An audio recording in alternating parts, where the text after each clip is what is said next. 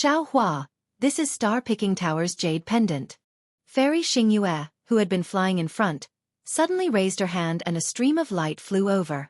She said, "Take this jade pendant and you can freely enter all the pavilions in Star Picking Tower." Okay. Xiao Hua didn't mind and casually took it. The group of Confucian cultivators next to him raised their eyebrows and showed surprise in their eyes. However, this surprise disappeared in a flash and they didn't even exchange glances with each other. Boom. Just as Fairy Xingyue finished speaking, a layer of fiery starry flame suddenly appeared in front of her and Xueqi. This starry flame completely enveloped the space within a few miles. A wave of air mixed with cold ice immediately emerged from the void. Moreover, amidst the biting cold wind, the power of the stars and moon fell out of thin air. A chilling intent spread all over the place. Hee hee. Xiao Hua, what do you think of my waning moon chilling star array? Fairy Xingyue asked with a smile, ignoring the starry flames that had descended.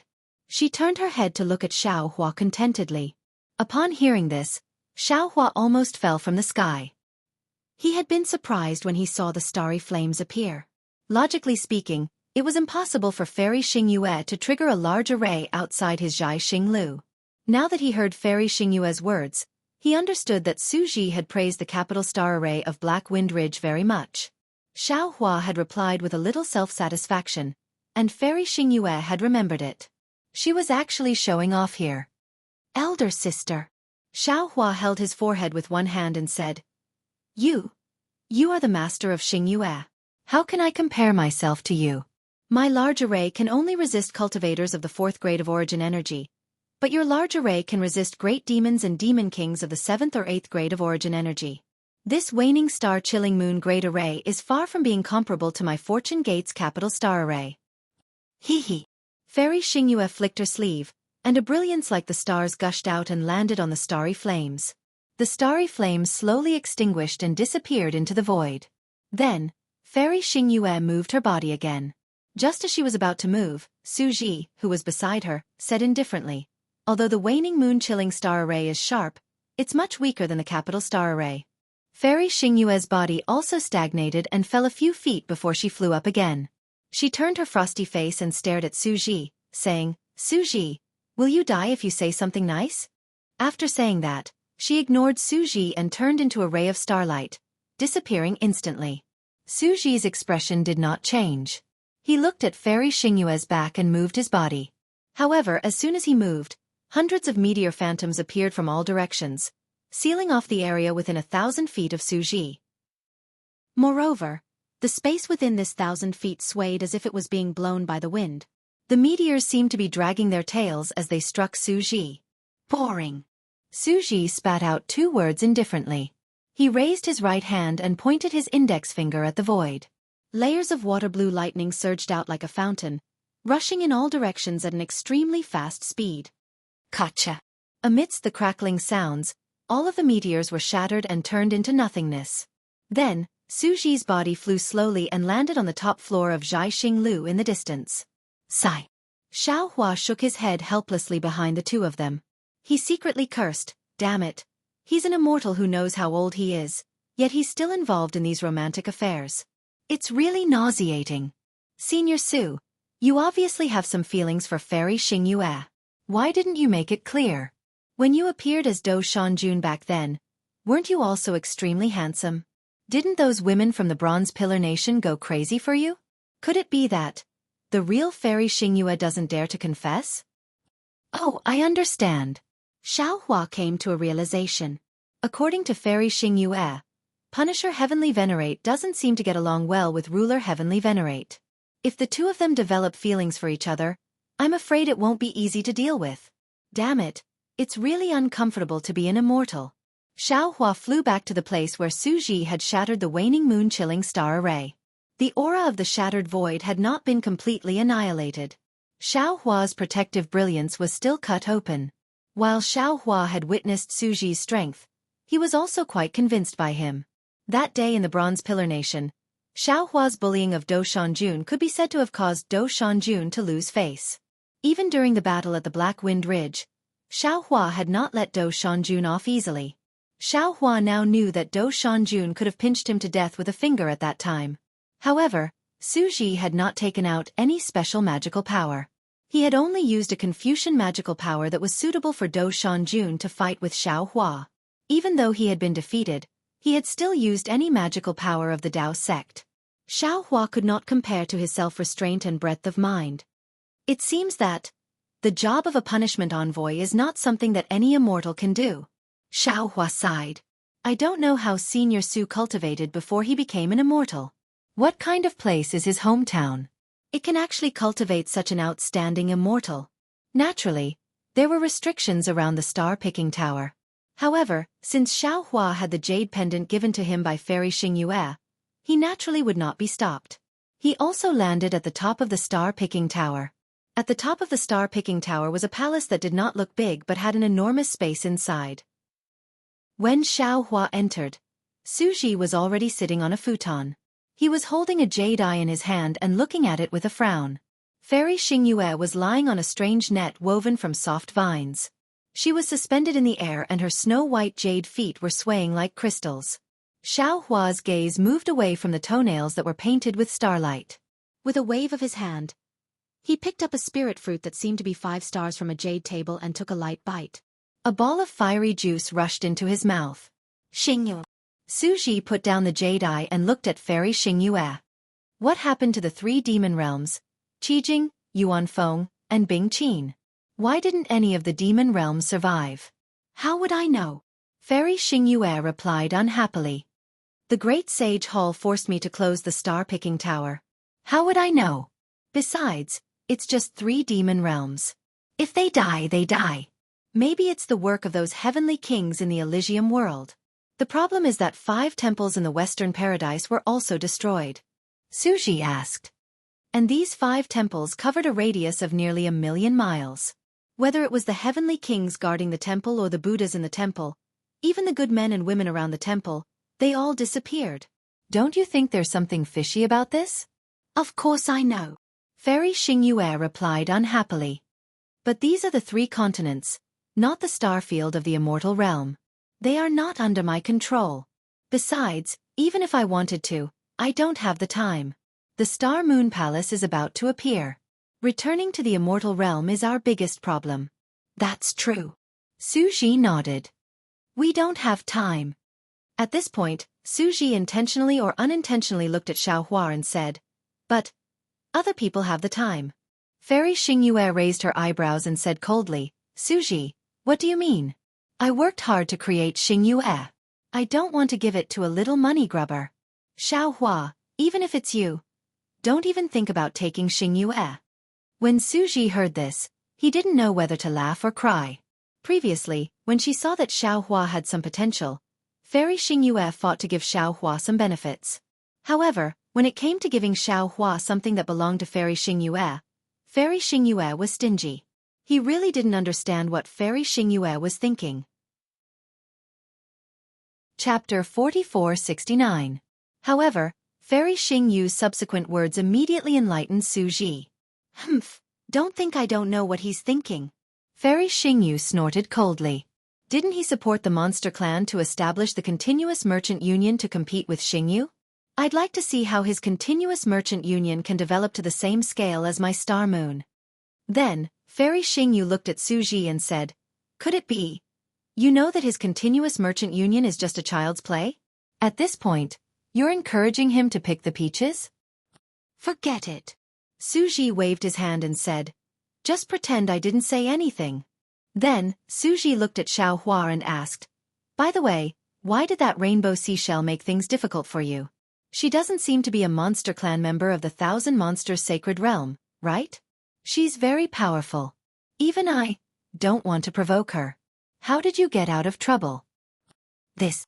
Xiao Hua habitually touched his nose before lying and was about to speak. Fairy Xingyue saw it at a glance and shouted, He's going to lie again. When you met me earlier, you told me a lot about Bai Qingyu, but in the end, you still lied a lot. Elder sister, when did I lie to you? Xiao Hua had to remove his hand from his nose and said, If I say some things in front of you, wouldn't I be showing off? Besides, there's nothing to say when dealing with a few monster kings. My fortune gate is far inferior to Xingyu's, so I don't dare to say more. Humph, that's more like it. Fairy Xingyu snorted coldly and didn't seem to be angry anymore. She shouted, "Tell me, how did you get rid of that female seashell? I met her back then. Her seashell was too strong, so I didn't have a good way to get rid of it." "Actually, it's nothing." Since Xiao Hua had already decided to lie, he had already picked up the brush in his mouth and said with a smile, "I have some connections with this rainbow seashell called Beisyan Didn't I tell you earlier? Junior wasn't born in the 3 continents, but in the Dawn Rain continent? Junior's sect is called Shang Huaming." Then, Xiao Hua briefly described the battle between him and Beisyan He didn't talk about the divine punishment, he talked a lot about the feelings of kinship. In the end, he even embellished the matter between Little White Dragon and Bibo, making Beisyan look like an old woman looking for a relative. When she found Xiao Hua, the disciple of her deceased relative, she was moved by Xiao Hua's righteousness and was even more shocked by the love between Bibo and Little White Dragon. She pardoned Xiao Hua's crime of killing by Qingyu's hundreds of thousands of demons and even bestowed by Qingyu to Xiao Hua as a thank you gift for finding the 7-colored conch. Then, she took Little White Dragon and Bibo away and wanted to nurture them well. After Xiao Hua finished telling the happy ending, he took a spirit fruit and put it in his mouth. In the end, Beisyan took the 2 descendants who had a lot to do with her and returned to her cave residence to live a happy life. "Is that all?" After listening to Xiao Hua, who looked at her innocently, Fairy Xingyue was stunned. She asked curiously, You didn't do anything. She let you go?" "Yes." Xiao Hua was also a dead pig that wasn't afraid of boiling water. He nodded and said, "I've always convinced people with reason. Besides, I even brought her brother here. What else could she do?" "Yes, that's true. If it weren't for you, Beisyan, definitely wouldn't have been able to see her brother." Xueqi didn't know if he really believed it or if he was faking it. He nodded and praised, "She should be thanking you. She was the one who caused all of this, so it's a happy ending for all of us to be happy." Xiao Hua smiled. He didn't believe that Beisyan big 7-colored halo shell world would be known by others. He also didn't believe that Beisyan would tell others what happened inside. Moreover, Xueqi and Fairy Xingyue obviously wouldn't have the chance to see Beisyan again. He wasn't worried about being exposed at all. "I don't believe that things will end so simply." Fairy Xingyue shook her head and said, "That 7-colored seashell isn't an easy person to get along with. You killed so many demons. How could she let you go so easily? That's impossible." Upon hearing Fairy Xingyu's words, Xiao Hua understood. Although Fairy Xingyu was meticulous, she was not from the royal family and did not know the dangers of the royal family. Therefore, it was impossible for her to consider things from Beisyan point of view and think of the reason why Beisyan had taken action. Therefore, Xiao Hua smiled and said, "If they continue to fight, both sides will suffer." And Fairy Xingyue, do you think she will care about those juniors who are separated by who knows how many generations? Instead of offending a human clan Mahayana realm expert, it's better to take advantage of the situation and turn a bad thing into a good thing. After all these twists and turns were caused by her own actions, right? Xueqi ignored them and frowned. "Xingyue, where is this so-called Red Sea domain? Why don't I have any impression of it?" Fairy Xingyue glared at Xiao Hua. She knew that Xiao Hua wouldn't say much, but she couldn't find any clues. Fairy Xingyue said to Xueqi, "Beisyan is from the Sea Clan. Her so-called Red Sea domain should be in the demon realm. How could you know?" "Even I. This is the first time I've heard of it." "Why is the 3 continents so chaotic?" Xueqi smiled bitterly. "I always thought that this Beisyan was from the demon realm, but I didn't expect her to be from another high-level world like us. From what Xiao Hua said, I can't tell whether this Red Sea domain is from the upper realm or not." Fairy Xingyue shook her head slightly. However, from Beisyan strength, the Red Sea domain is not much different from the demon realm. I'll check it carefully when I return to the Palace of Justice. "Seniors," Xiao Hua smiled and said, "This junior will go for a walk and see my old friends. Seniors, let's discuss the matter of returning to the immortal realm." "And go ahead." Xueqi nodded. However, just as Xiao Hua walked out of the hall, Fairy Xingyue's voice sounded again. "Xiao Hua, don't seduce the star-picking housemaster of Xingyue." Xiao Hua staggered and turned around helplessly. "Elder sister, Your Xingyue is not the Yihong brothel. Do you think this junior is interested in seducing them? Hee hee. Fairy Xingyue covered her mouth and laughed. She secretly glanced at Xueqi. Fortunately, Xueqi seemed to be thinking about something and frowned. He did not pay attention to what Fairy Xingyue said. The outside of the hall was empty, with only bare stone walls. There was no one around, and there was no exit. Xiao Hua released his divine sense, scanned the area, and walked towards a certain direction. Sure enough, when Xiao Hua arrived in front of the stone wall, a ripple appeared on the stone wall, and a moon gate appeared. Xiao Hua floated past the moon gate, and a ripple swept across the jade pendant in front of his chest. Outside the moon gate was the pavilion that Xiao Hua had seen outside the star-picking house. Layers of beautiful halos slowly flowed between the pavilions, and an unconcealable coldness emanated from the halos. This coldness not only spread outside the star-picking house, but also seeped into the bottom of the star-picking house. Restrictions that looked similar to defensive formations were born in this coldness. Xiao Hua walked to the edge of the pavilion and looked outside the star-picking house. In just a moment, it was already snowing outside. The snowflakes were beautiful, and when the brilliance of the star-picking house fell on them, they reflected a variety of colors. Xiao Hua felt a sense of contentment even without the company of a beautiful woman. Of course, this feeling of contentment only lasted for a moment. Xiao Hua lifted his gaze and looked towards the horizon covered by dark clouds. He said in a low voice, "Mother, has there ever been snow in Guozhuang?" Naturally, no one answered Xiao Hua's whisper. He looked for a moment and turned his head again. There was a flight of stairs in front of him that led to the next floor. Xiao Hua thought for a moment and walked over. However, just as he walked down the stairs, he saw Zhu Qing standing there respectfully, holding something that looked like a book. Fellow Taoist Zhu. Seeing Zhu Qing standing there, Xiao Hua hurried over and said with a smile, "It's really been a long time." Senior. How could Zhu Qing dare to let Xiao Hua call him fellow Taoist? He hurriedly replied, "It's enough for you to call this junior Zhu Qing. This junior doesn't dare to talk to senior as an equal." Hee hee, there's no need to be like this. Xiao Hua said with a smile, "We are old friends, and we had a good chat in the Bronze Pillar country. You don't care about this?" Senior is wrong. Etiquette is the foundation of why our human race is stronger than the demon race. If this junior doesn't respect etiquette, law, and etiquette, how is this different from the demon race? I remember that this junior also said at the star-picking house in the Bronze Pillar country that Taoism pursues the heavenly Tao and wants to roam the firmament with their own bodies. Confucian cultivators also pursue the heavenly Tao. However, Confucian cultivators believe that the heavenly Tao is the human path. Experiencing the world of mortals will naturally temper the heavenly Tao in their hearts. The heavenly Tao is either Tao, or law, or reason. If this junior can't even abide by this etiquette, how can this junior comprehend the will of the heavens and the hearts of the people? Xiao Hua was a bit embarrassed. He nodded and said, "That's right, that's right. You said this on the ferry under the Rainbow Bridge that day. This Xiao still remembers it." It's good that senior remembers it. Zhu Qing had a respectful smile on his face. He handed over the book in his hand and said, "This junior remembers that senior once said that you wanted to finish writing the Book of Heroes in the star-picking house. This junior held senior's words in high esteem that day. This junior also believed that senior could realize that dream. However, what this junior didn't expect was that in just 200 years, senior had already risen from biographies to this era. Although senior's deeds aren't enough to finish writing the entire this era, this junior knows that it won't be long before senior will have his own Book of Heroes." In the face of Zhu Qing's respect, Xiao Hua's interest was somewhat dampened.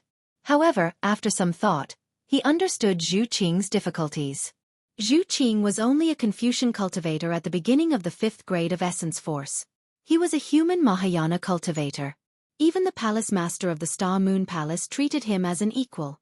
How could Zhu Qing, the tower master of the star-picking house, dare to address him as a brother? Of course, Zhu Qing wasn't that kind of person. Of course, he wouldn't do anything that crossed the line. Why should he make things difficult for him? Thus, Xiao Hua smiled and took the book. He said, "Zhu Qing, back then you told this old man that the Book of Heroes in the star-picking house isn't a book. Why is this book fooling this old man today?" Chapter 4470. Hearing Xiao Hua refer to himself as an old man, Xueqi immediately relaxed. He smiled and said, "Senior will know when you take a look." Yes. As Xiao Hua spoke, his gaze landed on the book. He saw that the book was rough to the touch, similar to an ordinary book. There were even layers of paper-like imprints on the side of the book. But when he actually flipped it open, Xiao Hua discovered that the book was completely made of jade. "Senior, use the eye-clearing technique," Minister Zhu immediately reminded as Xiao Hua flipped through the book. All right. As Xiao Hua spoke, a faint green light appeared in his eyes. Under the light of his clear eyes, the jade began to glow. A book with a golden base and jade words appeared. And on the cover of this book, there were 2 lines of big words, which were respectively Hero Book, Xiao Hua's Chronicle. This era? Xiao Hua laughed involuntarily. This old man remembers that this record is the emperor's biography. Because the emperor is the highest leader who manages the country's affairs, he wrote a record for them and called it this record. It's precisely because this record shows where the world's origin lies, so that the officials and the people all have a certain degree of discipline in their actions. On the other hand, aristocratic families recorded the affairs of the vassal kingdoms. This was because the vassals established the Chang family, and their descendants were hereditary. Thus, their biographies were called aristocratic families. Biographies recorded all kinds of historical figures other than emperors and dukes. At best, this old man can be considered a biography. How did I become a chronicle? Senior, you don't know. Xueqi said respectfully.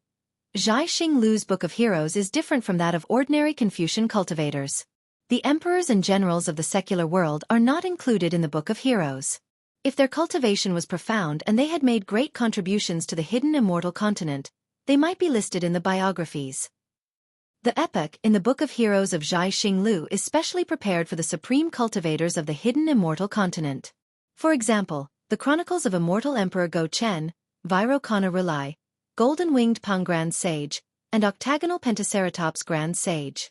Each of these chronicles recorded the achievements of immortal emperors, Vairocana Rulai World Sovereign, and Golden-Winged Pang Grand Sage. Aside from the chronology, the noble clans of Zhaixing Lu are also different from the noble clans of ordinary Confucian cultivators. They record the noble clans of the 100 schools of thought, such as the Dongfang noble clan, the Shiman noble clan, the Nangong noble clan, the Dark North noble clan, etc. It records the history and deeds of these noble clans. The so-called biographies recorded the deeds of other cultivators besides the current era and the aristocratic families. There were many records in this biographies. There were Confucian cultivators, Buddhist sects, Taoist sects, and demons. It was the true Book of Heroes of Zhaixing Lu. Senior was previously listed in the biographies, which should be the biographies of Xiao Hua. However, just a few days ago, Senior shocked the Thousand Demons Sacred Realm, and your name spread far and wide. The Book of Heroes that recorded Senior's deeds was also changed to the Chronicles of Xiao Hua. This junior was fortunate enough to be the first person to create a biography for Senior. This Chronicles of Xiao Hua was also personally created by this junior. Thank you, thank you. Xiao Hua looks at the respectful Xueqi and says with emotion, I didn't think that the joke this old man made that day would actually come true today. Thank you for your hard work. I don't dare. It is this junior's honor to be able to write this Chronicles for Senior. The pride on Xueqi's face doesn't seem to be fake, and he answers very happily. Xiao Hua slightly nods and looks at the big words on the jade. However, the Chronicles of Xiao Hua still has 4 words, and he doesn't see what's inside. Xiao Hua asks curiously, Xueqi, how do you see what's inside? Senior. Xueqi says with a smile. Zhaixing Lu's Book of Heroes records the deeds of various heroes. Some are secret, and without a certain level of authority, you can't see them. This junior can only see a part of Senior's chronicles. Didn't Palace Lord give Senior a jade pendant? Senior can just put the jade pendant on the Book of Heroes. Xiao Hua responds and puts the jade pendant on the Book of Heroes.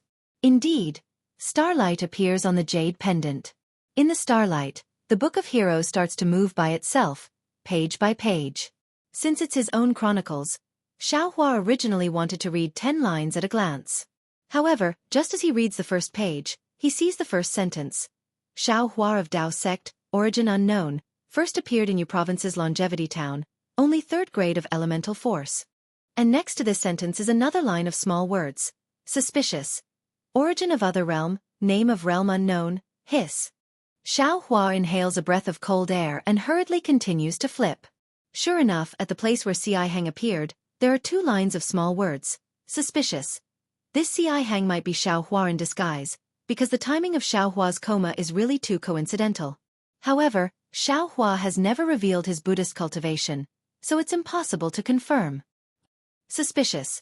There is a Ci Hang in Single Yang country, the name and appearance are all the same, but that day, Ci Hang didn't leave Single Yang country, so Ci Hang might have escaped detection. His granny. Xiao Hua's expression changed slightly. He raised his head and looked at Zhu Qing. Zhu Qing didn't show any surprise and said with a smile, Senior, this junior can only see a few places, but this junior knows.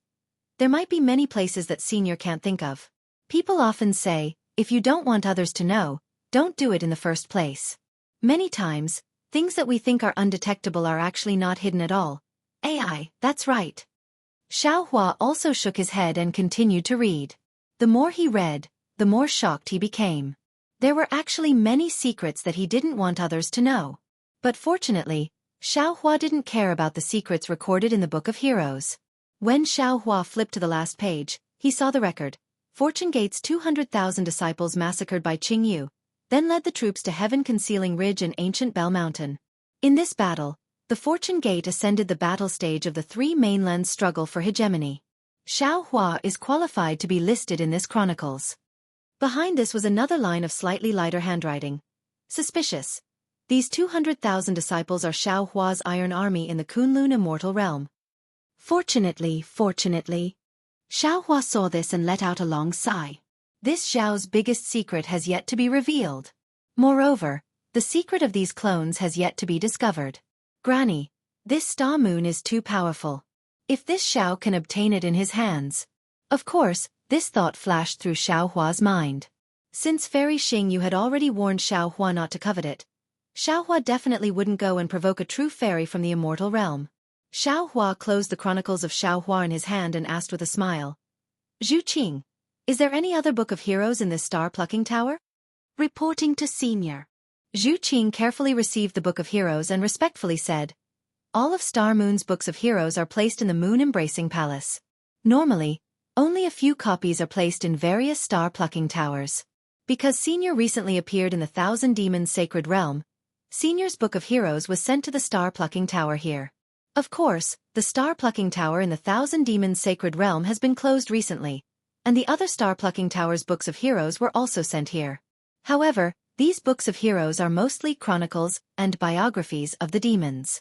If Senior is interested, you can head to the Hall of Heroes to take a look. Moon-Embracing Palace? Xiao Hua was stunned and asked curiously, what kind of place is the Moon-Embracing Palace? Senior, please no. Zhu Qing answered, the reason why Star Moon is called Star Moon is because the star refers to the star-plucking tower, and the moon refers to the Moon-Embracing Palace. I'm sure Senior already knows what the star-plucking tower is. The Moon-Embracing Palace is the palace where the Palace Lord resides. As for where the Moon-Embracing Palace is, I don't know either. Oh, I see. Xiao Hua smiled. Fairy Xingyu had told him so much, but she had never mentioned the Moon-Embracing Palace. Of course, she was wary of him. He asked again, the Hall of Heroes is in the star-plucking tower, right? Yes. Zhu Qing nodded. Good. Xiao Hua said with a smile. Zhu Qing, if you have the time, can you bring me to the Hall of Heroes? Of course. Zhu Qing was very happy. I'm just about to return the Book of Heroes to the Hall of Heroes. Senior, please. The Hall of Heroes was on the floor where Zhu Qing was respectfully standing. In just a moment, Zhu Qing brought Xiao Hua to the Hall of Heroes. This was an extremely majestic-looking pavilion. Before they even reached the front, a murderous aura mixed with an overwhelming will hit them in the face. A kind of loneliness and desolation of being suddenly on the battlefield involuntarily arose. In the eyes, a bloody light rushed out from the pavilion. Bursts of war drums and the neighing of thousands of horses also surged in the surroundings like a hidden fragrance. Xiao Hua had been on the battlefield, so he was no stranger to this murderous aura that came out of nowhere. Zhu Qing shrunk his neck, as if it was somewhat unbearable. Zhu Qing. Xiao Hua keenly felt the change in Zhu Qing's true qi and said with a smile, "This place doesn't seem to be suitable for you. Give the Book of Heroes to me. I'll help you bring it in." No need. Zhu Qing shook his head and said, "Returning the Book of Heroes is my duty. I can't let Senior do it for me." As he spoke, true qi surged around Zhu Qing's body. Thumb-sized clouds emerged from the surface of his body, protecting Zhu Qing as he stepped into the door of the pavilion. Clang! The sound of a sword rang out from above the pavilion. A flying sword flew out like a flying immortal from outer space, slashing towards the top of Zhu Qing's head. Xiao Hua scanned with his divine sense and immediately sensed Fairy Xing Yu's thoughts from the sword intent. He understood that this was the prohibition of the Hall of Heroes. Sure enough, with a soft boom, a faint starlight rushed out from the top of Zhu Qing's head. The flying sword fell on the starlight and instantly turned into nothingness. Zhu Qing's figure disappeared from the pavilion. Xiao Hua had a jade pendant in front of his chest, so of course, he wouldn't care about this flying sword. When he stepped into the Hall of Heroes, he couldn't help but be stunned again. However, he saw that the Hall of Heroes was not a library like he had imagined. Instead, it was a space that resembled a starry sky. In the dreamlike night, the figures of the Yao clan adorned the starry sky. Not far from Xiao Hua, a lifelike statue of Xiao Hua flashed with golden light and stood there with a faint smile. Zhu Qing had placed the Book of Heroes in the hands of this statue. Next to Xiao Hua's statue, Feng Wu's demon body statue spread its wings, as if it was about to soar. Under Feng Wu's phoenix claws, there was also a Book of Heroes flashing with golden brilliance. Chapter 4471. Senior. Just as Xiao Hua was sizing it up, Zhu Qing put down the Book of Heroes, turned around, and said respectfully, "Junior can't stay in the Hall of Heroes for long. Senior can look around as you please. Junior will wait outside the Hall of Heroes." "Zhu Qing, you don't have to wait." Xiao Hua waved his hand and smiled. "I don't know when I'll go out, so you should rest early." "I don't dare," Zhu Qing said respectfully. "Senior doesn't know anyone else in the stargazing tower. Junior can't not wait on you." "All right then." Xiao Hua understood that even if he didn't agree, Zhu Qing would still wait outside. He nodded and flew to the Phoenix Parasol statue. Zhu Qing didn't dare to say anything and floated out of the Hall of Heroes. Xiao Hua was the only one left in the entire starry sky. Xiao Hua picked up the Book of Heroes on the Phoenix Parasol statue's claws. When he saw the cover, it was titled Heaven-Defying Thunder Phoenix Great Sage. He took a deep breath and opened it. When he saw what was written on it, he couldn't help but laugh. There was only one line written on it. Heaven-Defying Thunder Phoenix Great Sage. Origin unknown. 7 stars Great Sage.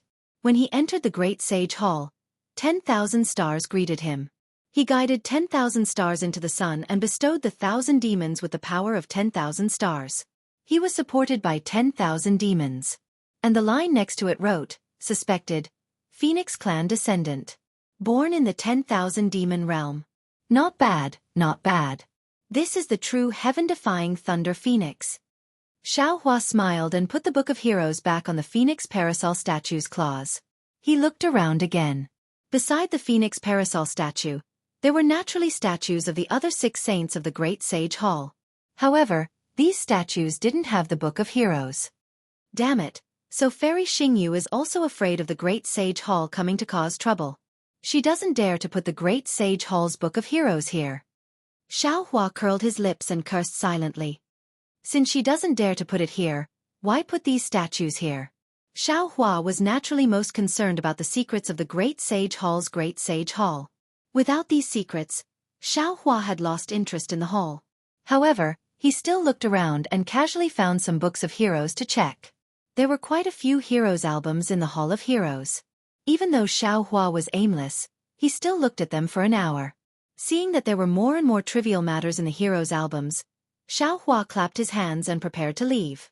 At this moment, he saw a statue of a demonic beast that was even larger than the golden-winged rock. He flew over and raised his hand to take out a palm-sized book of heroes from the mouth of the monster statue.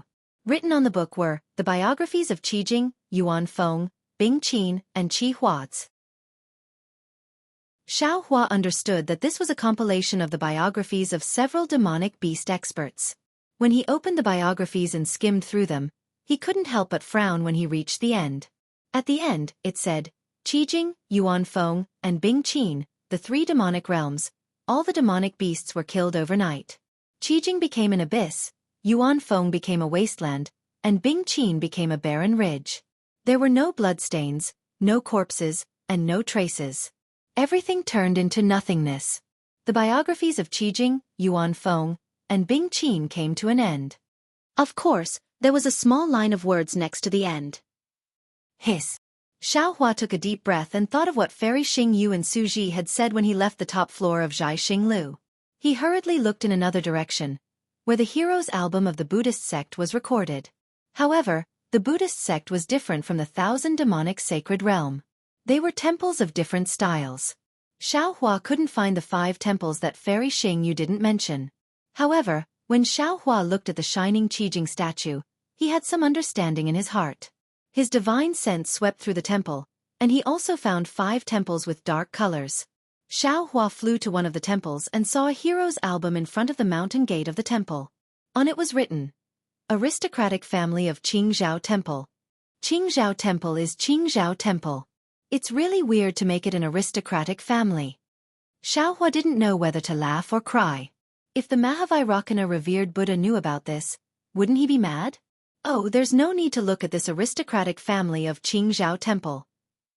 Just looking at Mahavairocana revered Buddha will make him go crazy. Immediately Xiao Hua opened this book of aristocratic families to take a look. He saw that on the first page of the Book of Heroes, it was recorded, Qingzhou Temple was built in. It was built in the 73rd year of the calendar by begging alms from the school of law Qingzhou Luohan. The following pages of the Book of Heroes recorded the many good deeds and evil deeds of Qingzhou Temple in full detail. Next to every paragraph there was also a comment of doubt. And at the end, just like what Xiao Hua saw earlier, it said, Qingzhou Temple had 1 protector heavenly king, 3 venerable masters, 4,213 Buddha sons, and more than 7,610,000 ordinary people within 100,360 li radius. In one night they all disappeared without a sound of warning, without a single scream, without a single drop of blood left behind, and without a single piece of bone left behind. The Buddhist formations, Buddhist weapons, pagodas, and other things in Qingzhou Temple also disappeared without a trace. The remark on the other side was also suspicious. How strange! Xiao Hua's heart tightened when he saw the disappearance of 7 million people. He took a closer look and still couldn't find any clues. He couldn't help but sigh inwardly. Then, Xiao Hua looked at the records of the other 4 temples. They were more or less the same as Qingzhou Temple. He couldn't find any clues at all. Xiao Hua placed the hero's album he had read in front of the mountain gate. He had a slight understanding in his heart. He pondered and said, I'm thinking too much. There are countless humans and demons in this world. Countless things happen at every moment. Who knows how much karma is involved in these things? If I want to understand all these things in karma, even if I have the exquisite 7 orifices heart, I won't be able to do it. Just like when I went to Bai Qingyu. I first met that great demon on the snowy mountain. If I'm not wrong, that great demon is related to Bai Qingyu's demon king, Bai Qing. I learned from that great demon that Bai Qingyu covets me.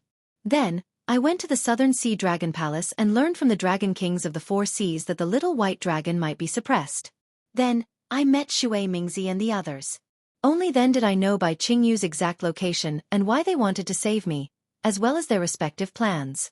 Of course at the same time, Zhai Xingzi, Xiong Yi Ingpa, and the others were also preparing to save me. Bai Qingyu, Gu Zhongshan, and Canopy Ridge were also scheming against me. Everything was happening, and I was only trapped in a corner. I didn't know about the schemes and sacrifices. Only when I went to Bai Qingyu and saw Qing Bu's banquet did I understand the whole story. However, the whole story was still a show. Only when Bai Xian made a move did I see the real mastermind behind the scenes. And the mastermind's motive is bitter and pitiful. That's right, Jiuxia is right. Everything in the world that is complicated and enigmatic is indeed a beautiful scenery. But this scenery is nothing but nothingness. Only the source and the truth behind the complicated and enigmatic things are eternal beauty. Xueqi instantly thought of that world-toppling beauty again. That face was truly refined. It was the first time Xueqi had seen such a face in his life. Unless I can break away from these karma and jump out of the 5 elements, I'll be able to see the truth of the world. Xueqi instantly had another realization. Cryptic waves flashed around his body. He was delighted and didn't dare to be negligent. He hurriedly sat cross-legged in the Hall of Heroes. That cryptic wave emitted from his body and landed on every book of heroes. Every time it passed by a book of heroes, thousands of inscriptions would fly out from the book of heroes and swarm into the wave. Furthermore, every inscription would turn into a stroke and disappear.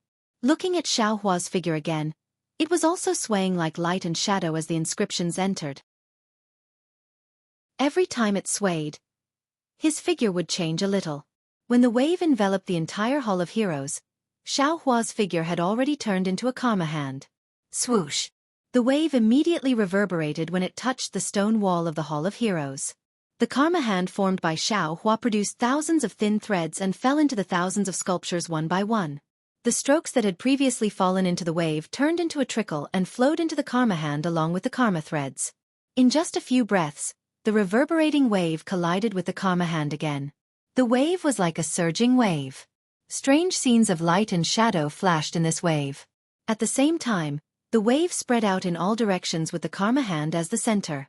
It rushed through the restriction of the Hall of Heroes and fell into the entire Zhai Xinglu. On the top floor of Zhai Xinglu, Fairy Xingyu and Xueqi seemed to be talking about something. The water-blue thunder mark between Xueqi's eyebrows suddenly flashed. Xueqi was shocked. Just as he was about to get up, the wave of the karma wave had already wrapped around Xueqi. Xueqi seemed to be imprisoned. Both his figure and expression were frozen in place. It was the same for Fairy Xingyu, who was opposite Xueqi. Her bare ankles flashed with a pure white luster and were slightly raised. The fluorescence from her toenails that were smeared with starlight also froze in mid-air. If the two immortals were controlled by the wave of karma, how could the other humans in Zhai Xinglu be spared? The entire Zhai Xinglu turned into a solidified light and shadow in the river of karma. Both time and space were still. Waves of karma surged out from the karma hand. The threads of karma were born from the thousands of sculptures. Through the records, they surged to various parts of the Thousand Demons' sacred realm. It was unknown how long it took. Time was not the only and absolute thing in the river of karma. The area affected by the river of karma was also unknown. However, in the stillness of everything, the thunder mark between Xueqi's eyebrows flashed again. Swoosh! A spear-like object flew out of the thunder mark. As soon as it appeared, an extremely obscure wave fell into the river of karma. Gotcha! A crack appeared where the ripple was. The stillness of the Thousand Demons' sacred realm in Zhai Xinglu was shattered.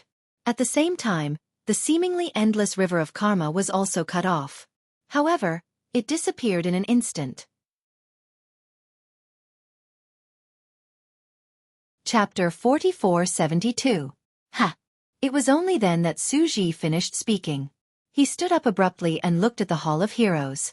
Fairy Xingyu lowered her raised ankle. She looked at Xueqi in surprise and asked, "What's wrong?" "I don't know." Xueqi's eyes flashed with lightning. He said hesitantly, "I have a strange feeling, as if someone is spying on us, Fairy Xingyu used her divine thought to check. After a moment, she shook her head and said, "That's impossible. Is there anyone in this world who can escape the detection of our divine ability?" "My punishment fairy weapon has been activated." Xueqi suddenly touched the thunder mark that had disappeared with his finger and shouted, "There's definitely something unusual. Otherwise, I would have known when the punishment fairy weapon was activated. Moreover, what on the 3 continents is worth the punishment fairy weapon activating itself?" Xueqi pointed in the direction of the Hall of Heroes and asked, "That place is in that direction?" "There." Fairy Xingyu was puzzled. "Below is the Hall of Heroes. Below that is the Hall of Heroes. Below that is the auction hall." Xueqi's figure swayed. "Quick, the Hall of Heroes, damn it! How could Fairy Xingyu not know what had happened?" She said angrily. "Could it be that the 7-star great saint sneaked into the Hall of Heroes?" The two ignored the restriction of the Hall of Heroes, crossed the space, and landed in the Hall of Heroes. Ripples flashed in a space in the Hall of Heroes. Amidst the lightning and starlight, Fairy Xingyu and Xueqi appeared. When the two of them saw everything in the Hall of Heroes, they were surprised again. Fairy Xingyu shouted, "Xiaohua? Why are you in the Hall of Heroes?" Ha! At this time, Xiaohua had just placed the hero book of the last temple in front of the statue's mountain gate and was about to turn around and leave. Hearing Fairy Xingyu's exclamation, Xiaohua was stunned. He turned around and asked curiously, "Seniors, why did you suddenly appear? Is there something important? Are you the only one in the Hall of Heroes?" Xueqi asked hurriedly. Xiaohua nodded and said, "Yes, it's me. Previously, this junior." Xiaohua was about to explain, but Xueqi wasn't interested in listening at all.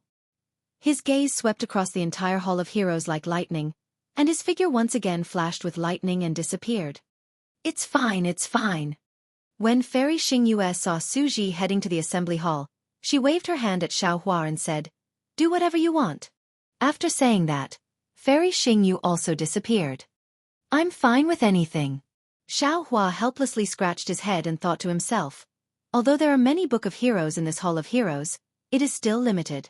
The hand of cause and effect that I have comprehended has only been comprehended once in all the Book of Heroes. If you don't mind, then tell this Xiao where the moon-embracing palace is. Xiaohua finished thinking. Just as he was about to take a step forward, he was startled again. "Oh, not good. I just realized. Did I disturb the two immortals?" It seemed like a long time had passed. If not 100 years, then at least 1,000 years, right? Xiaohua hurriedly came out from the Hall of Heroes. Sure enough, Minister Zhu was still standing respectfully in the distance. Xiaohua hurriedly asked, "Minister Zhu, how long have I been inside the Hall of Heroes?" "How long?" Minister Zhu didn't quite understand, but he still answered honestly, "Senior, you have been in the Hall of Heroes for the time it takes to burn an incense stick." "Oh, that's good." Xiaohua felt relieved. Just as he was about to speak, Minister Zhu said again, "Senior, if you have the time, can you?" Without waiting for Minister Zhu to finish speaking, his figure paused. It was obvious that he was listening attentively. After a few breaths, Minister Zhu respectfully saluted somewhere and said, "This subordinate understands." Then, Minister Zhu saluted Xiaohua again and said, "Senior, there are some urgent matters at Xinglu. This junior can't accompany you. Senior can go to the top floor to rest or walk around as you wish. After this junior is done, I will come to find you." "All right, you can go now." Xiaohua was originally excited to chat with Minister Zhu, but seeing Minister Zhu's unusually respectful manner, he was already a little tired. Seeing that he had something to do, he waved his hand and let him go. "This junior will take his leave." Minister Zhu still saluted very politely and quickly left. Alas, etiquette is naturally necessary. But if you take etiquette too seriously, then it's meaningless. This Xiao originally wanted to have a good chat with you. Why is this Xiao still interested now? Xiaohua looked at Minister Zhu's back and understood in his heart that he had only met Minister Zhu once. He wasn't even as familiar as Princess Baihua. It was normal for him to be respectful to him. What happened at Xinglu? Xiaohua, the main culprit, didn't have the slightest awareness. He smacked his lips and said, "With two immortals here, who dares to be rash? This Xiao had better walk around casually. Perhaps I can find some cheap things?" After walking a few steps, Xiaohua stopped again and laughed even more involuntarily. "Damn it, with this Xiao's realm, where can I go to pick up cheap things? Even if there are cheap things, this Xiao would be embarrassed to reach out with my cultivation." As he spoke, Xiaohua's body fluctuated, and his Mahayana cultivation realm slowly fell. It only stabilized when it fell to the upper fourth level of origin power. Xiaohua sized it up and nodded, saying, "This realm is suitable for this Xiao after 200 years. Anyway, even Fairy Xingyu and Xueqi didn't know what happened to Bai Qingyu. Those human cultivators of Xinglu probably only cared about entering Star Moon Palace and wouldn't know about Bai Qingyu's matter like those tower lords of Xinglu, right? Otherwise, this Xiao will have to change his appearance." Xiaohua finished his preparations and raised his head to look in the direction that Zhu Qing had left. There was a flight of stairs there. Xiaohua walked over and walked down the stairs. There was no movement on the next few floors. Clearly, these were the pavilions that Zhai Xinglu used for their own purposes. Xiao Hua wasn't in a hurry. He just walked down the stairs. After half a cup of tea's time, he saw a faint restriction fluctuation, and a burst of noisy aura came from below the pavilion. Xiao Hua smiled as if he saw a large pile of good-quality spirit grasses appear in front of him. However, just as he turned around the stairs and saw the situation in front of him, Xiao Hua was a little disappointed.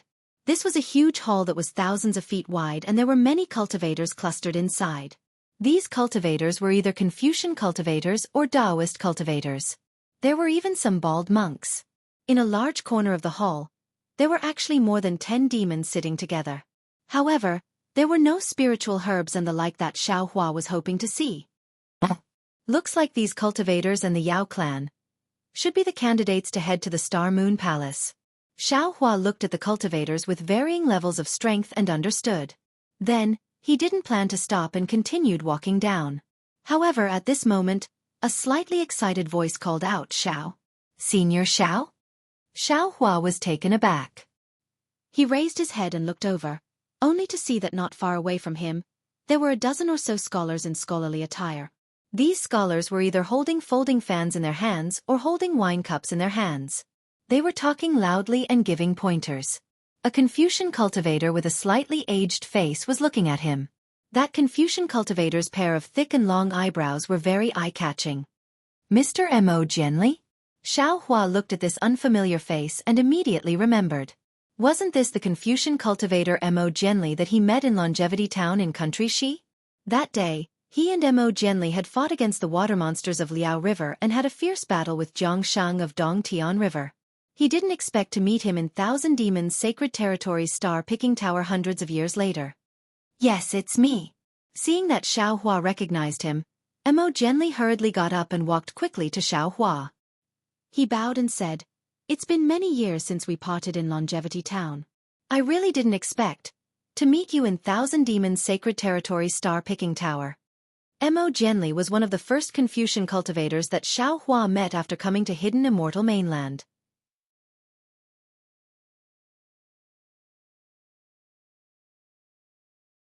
Chapter 4473. As he spoke, Mo Jianli's face was filled with excitement.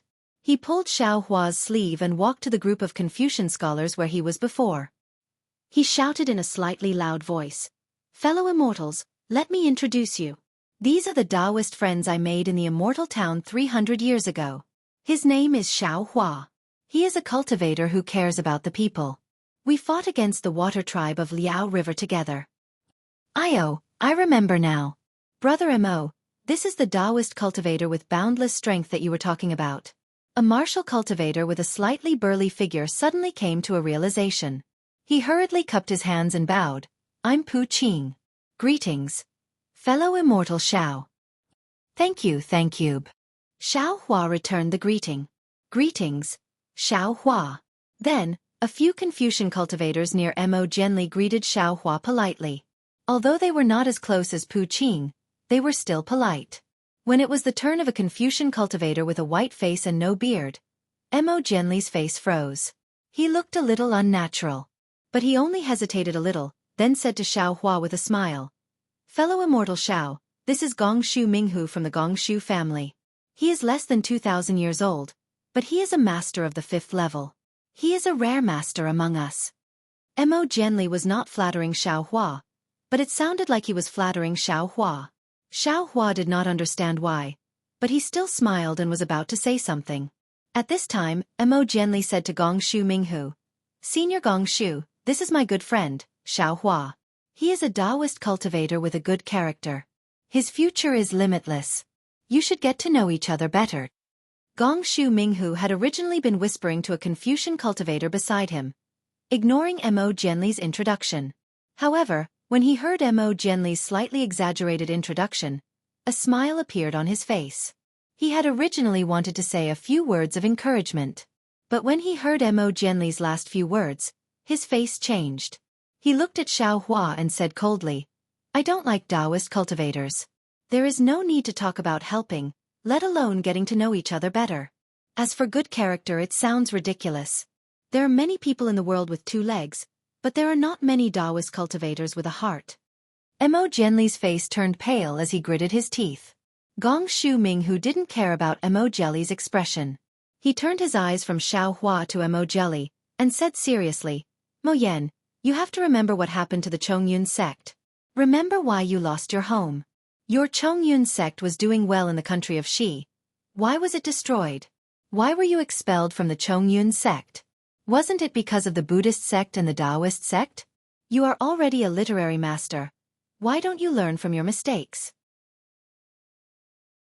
From Xiao Hua's point of view, this Gong Shu Minghu definitely deserved to be taught a lesson. But from Mo Jianli's point of view, although Gong Shu Minghu did not give him any face, he was still a Confucian senior after all. These words might sound unpleasant, but they were still the teachings of a senior. Mo Jianli gritted his teeth and finally lowered his head. Yes, Senior Gong Shu is right. Junior should have learned his lesson from being expelled from the sect, and from the tragedy of Chongyun sect's destruction. That's great. Gong Shu Minghu nodded. He glanced at Xiao Hua and said, then in the future, don't hang out with these cultivators who don't know your background. They will ruin your reputation and bring shame to us Confucian cultivators. Xiao Hua didn't care about Gong Shu Minghu's words. In his eyes, Gong Shu Minghu was even less than an ant. He just frowned and looked at Mo Jianli, thinking about what Gong Shu Minghu just said. Then, Mo Jianli slightly raised his head, looked at Gong Shu Minghu and said word by word, Senior cares about Junior. Junior naturally has to thank Senior. However, Junior has the right to make friends with whoever he wants. Even if Junior's reputation is ruined, it is Junior's own business. Nobody can interfere. Besides, Junior doesn't think it is shameful to make friends with a Taoist cultivator who put his own life on the line and fought with the Water Tribe just to save the ordinary people of the Longevity Town. Junior also doesn't think Junior's actions will bring shame to Confucian cultivators. Junior is just a poor cultivator. I am far from Senior's arrogant identity and prominent position. Junior's actions can't be so good. Humph, the child can't be taught. Gong Shu Minghu saw Mo Jianli ridiculing him. He sneered, flicked his sleeve and scolded, Rottenwood can't be carved.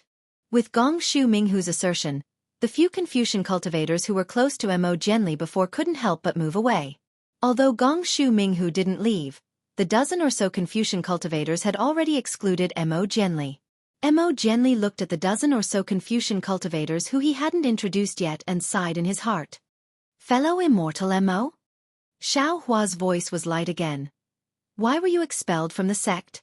How did Chongyun sect get destroyed? What's the state of Xi now? Alas! Mo Jianli sighed. Looking at the invisible barrier between him and the other Confucian cultivators, he smiled bitterly and said, Fellow immortal Xiao, it's a long story. Don't worry. Xiao Hua smiled and said, Take your time, Gong Shu Minghu. Just as Mo Jianli was about to speak, a clear voice came from the stairs. Xiao Hua was stunned and turned his head in disbelief. He saw two beautiful women with bright eyes and white teeth standing there with arrogance on their faces. Wasn't one of them Gong Shu Isin? Gong Shu Minghu pulled away from Mo Jianli and was talking to the other Confucian cultivators with a trace of arrogance on his face. When he heard someone call his name, he turned his head impatiently. When he saw Gong Shu Isin and the other woman, his face immediately lit up. He almost ran to them and bowed. Minghu greets your Auntie Xian and Auntie Ming. May I know why you called me Minghu? Gong Shu Isin's face showed obvious disgust and disdain. She said coldly, Gong Shu Minghu, although your surname is Gong Shu, you're from a side branch of the Gong Shu family. You're not listed in the genealogy. You call me Aunt. Where did that come from? If you called me Aunt in private, then so be it. I won't argue with you. But you called me Aunt in public. Are you disregarding the genealogy of the Gong Shu family? You don't care about your face, but I do. Don't ruin the reputation of the Gong Shu family and embarrass the Gong Shu family. Gong Shu Minghu knew that Gong Shu Isin had always been arrogant and didn't put ordinary people in her eyes. But he didn't expect his words to cause so much trouble. However, Gong Shu Minghu knew that although Gong Shu Isin's words were unpleasant, every word was correct. Even if he wanted to refute, he couldn't. Just like when he scolded Mo Jianli from the perspective of a senior Confucian cultivator, he stole a glance around. There were already Confucian cultivators snickering. His face was hot and red. Sister Exane. The woman named Gong Shu Yiming smiled and pulled Gong Shu Isen's sleeve. Although Minghu can't be listed in the genealogy, in terms of seniority, he is more than 1,000 years old. He should call you aunt, a senior who is hundreds of years old. There was nothing wrong with what he said. Why do you have to be angry with that junior? Humph.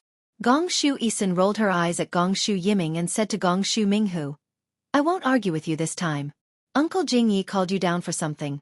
Hearing this, Gong Shu Minghu felt relieved and hurriedly said with a smile, I know. Thank you, aunt.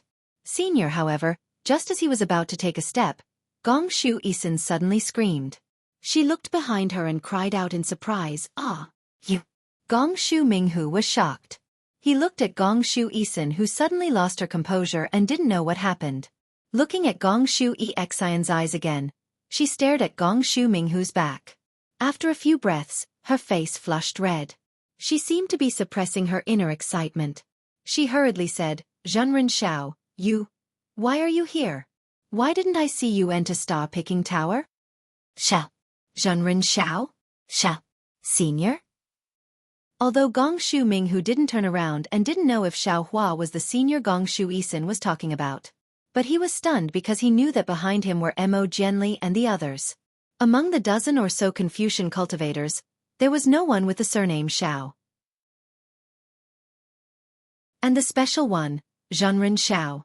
Wasn't that the title of a Taoist cultivator? Sure enough, Xiao Hua's voice sounded faintly, so it's Miss Isen. I haven't seen you for hundreds of years. How have you been? I'm naturally well. Gong Shu Isen's arrogance had long disappeared. Facing this Xiao Hua who was only 600 years old, but his Taoist cultivation and formation skills were far higher than her, she really didn't have the right to be proud. And the question of whether he was only 400 years old also gave birth to a knot in her heart in these 200 years. How have you been? Gong Shu Isen was like a little girl, foolishly asking back. But in an instant, she realized it was inappropriate.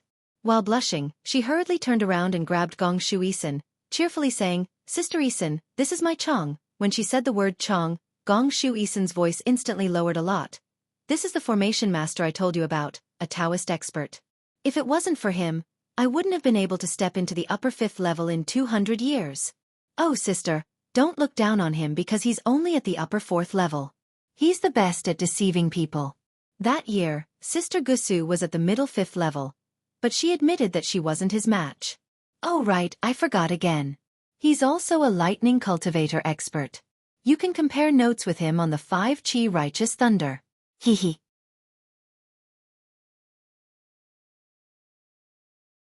Chapter 4474. Gong Shu Exien, who was a little shy at first, was in high spirits at the end. She couldn't help but laugh, as if the toy she had hidden for a long time was finally seen by others. Boom! Gong Shu Minghu's head seemed to be hit by a hammer. His face was pale, and he didn't know what to say or do. Junior Gong Shu Ming greets Taoist Xiao. Seeing Gong Shu Exien praise Xiao Hua so much, although Gong Shu Ming was puzzled, he didn't dare to neglect and respectfully saluted. Get up! Xiao Hua lightly waved his hand and said, Xiao Hua and Exien are old friends. You don't need to be polite.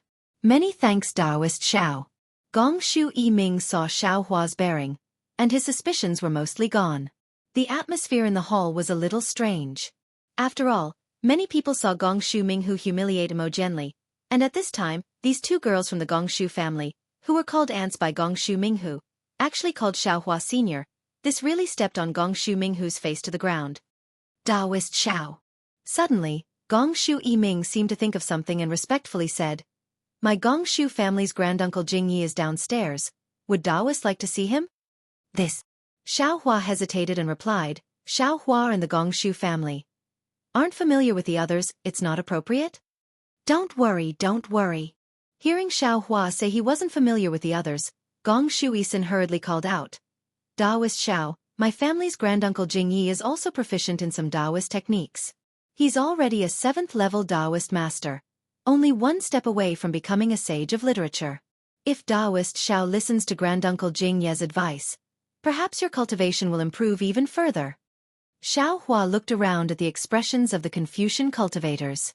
He knew that after Gong Shu Exin and the others left, these Confucian cultivators would gather again, so he nodded and said, "In that case, Miss Exin, please lead the way."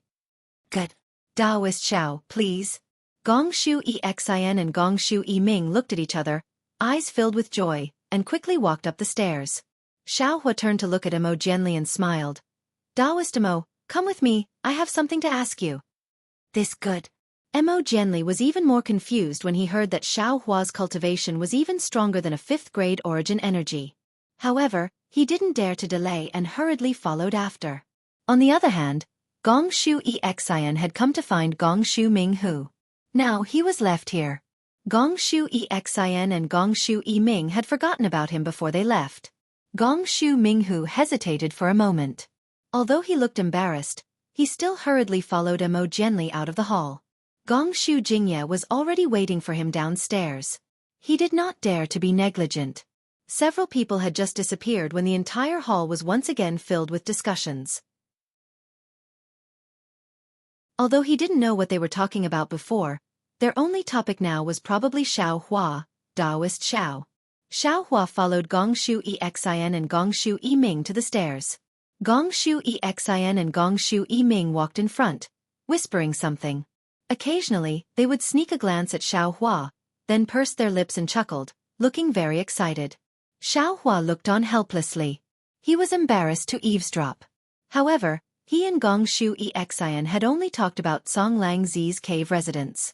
Presumably, the two were talking about the thrill at that time. Xiao Hua nodded politely to the two, and also whispered to Emo Jianli about the state of Xi.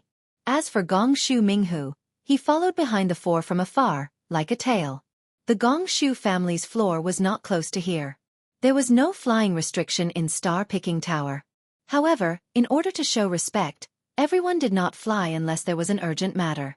Gong Shu Exin and the others walked down the stairs. After about the time it took to brew a cup of tea, they passed several floors of pavilions and walked out of the stairs. Along the way, there were many family disciples going up and down the stairs. Many people greeted Gong Shu Exin. Clearly, Gong Shu Exin's reputation was very well known among the family. Many family disciples almost ignored Xiao Hua and Emo Jianli. Xiao Hua naturally did not have time to look at their faces. He frowned as he listened to Emo Jianli's story. At this time, he also understood the reason. After Emo Jianli, Qiu Jian, Li Emo Ming and Ji Dong returned from the disaster relief in Xi. Because of their contributions, they were rewarded. Emo Jianli was rewarded with a higher-level cultivation method. However, this reward was not fully implemented. Because there was no fruit of Guanyin Bodhisattva in Longevity Town, the entire Xi became the focus of Yu Province, and even the 9 provinces of the hidden immortal continent. Not only was Xiao Hua's battle with Jiang Shang not mentioned, even Emo Jianli and the others' rescue of the people in the town of Longevity was also erased. There were even Confucian cultivators who blamed Chong Yun's sect for the lack of Guanyin Bodhisattva in the town of Longevity on the unfavorable inspection of the development of the Buddhism sect. They did not fulfill the responsibility of a Confucian sect, especially when the town of Longevity was slowly becoming the #1 town of the Buddhism sect in the Zhongxian continent. The Confucian cultivators made things difficult for the Chong Yun sect. They demanded that the Chong Yun sect be responsible for this matter and proposed countermeasures. Under such circumstances, the Chong Yun sect could only push out Zhu Junfeng, Mr. Tai'an and the others from the Longevity Academy, as well as Emo Jianli, Qiu Jian, Li Emo Ming and Ji Dong. After all, Zhu Junfeng was in charge of the Longevity Academy, and Emo Jianli and the others had been to the Longevity Town, and had personally experienced that milestone. Punishment was necessary, and so was punishment. Everything had to be explained to the Confucian cultivators of Yu Province. Zhu Junfeng and Mr. Tai'an's punishment did not need to be discussed in detail. As the leader of Qiu Jian and the others, Emo Jianli did not want the other 3 to bear the blame, so he took all the blame. Fortunately, although Shangguan Feiyu, as the head of Chong Yun's sect, could not resist the pressure of Yu Province's Confucian cultivators, he was lenient in dealing with Emo Jianli. He did not make things too difficult for Emo Jianli, and only expelled him from Chong Yun's sect. After Emo Jianli left Chong Yun's sect, he did not change his name and join other sections. He only became a professor in some unknown colleges. It could be considered a blessing in disguise. Mo Jianli, who had thrown away glory and trifles, returned to tranquility. He, who was engrossed in reading, found the opportunity to break through the noble spirit river. His cultivation also flowed like the river, and he reached the level of a scholar. However, after reaching the level of a scholar, Mo Jianli needed a more profound Confucian cultivation technique. Although the noble spirit river was the most widespread technique left in the hidden immortal land, after reaching the level of a scholar, it belonged to the secrets of various sections. It was very difficult for cultivators without a sect to obtain it. Mo Jianli could only go to Zhai Xinglu to find a suitable technique. Later, due to a coincidence, Mo Jianli passed the test of Zhai Xinglu, and was listed as one of the candidates to enter Xingyue Palace. Unlike Xiao Hua, Mo Jianli had an agreement with Zhai Xinglu. He would listen to Zhai Xinglu's arrangements and participate in the grand meeting of Xingyue Palace, and Zhai Xinglu would provide Mo Jianli with the conditions to cultivate. With this opportunity, Mo Jianli's cultivation became much smoother. In the past 200 years, his progress was also gratifying. When Xingyue Palace discovered that Xingyue Palace might appear in the sacred realm of Thousand Demons, Mo Jianli and the rest of the cultivators were sent to the sacred realm of Thousand Demons by Zhai Xinglu. Therefore, not only did Mo Jianli not know about Bai Qingyu, but he also did not know about the divine demon blood pool. As for Chongyun's sect, when the longevity town became the #1 town of the Buddhist sect, it was already in the eyes of the bodhisattvas.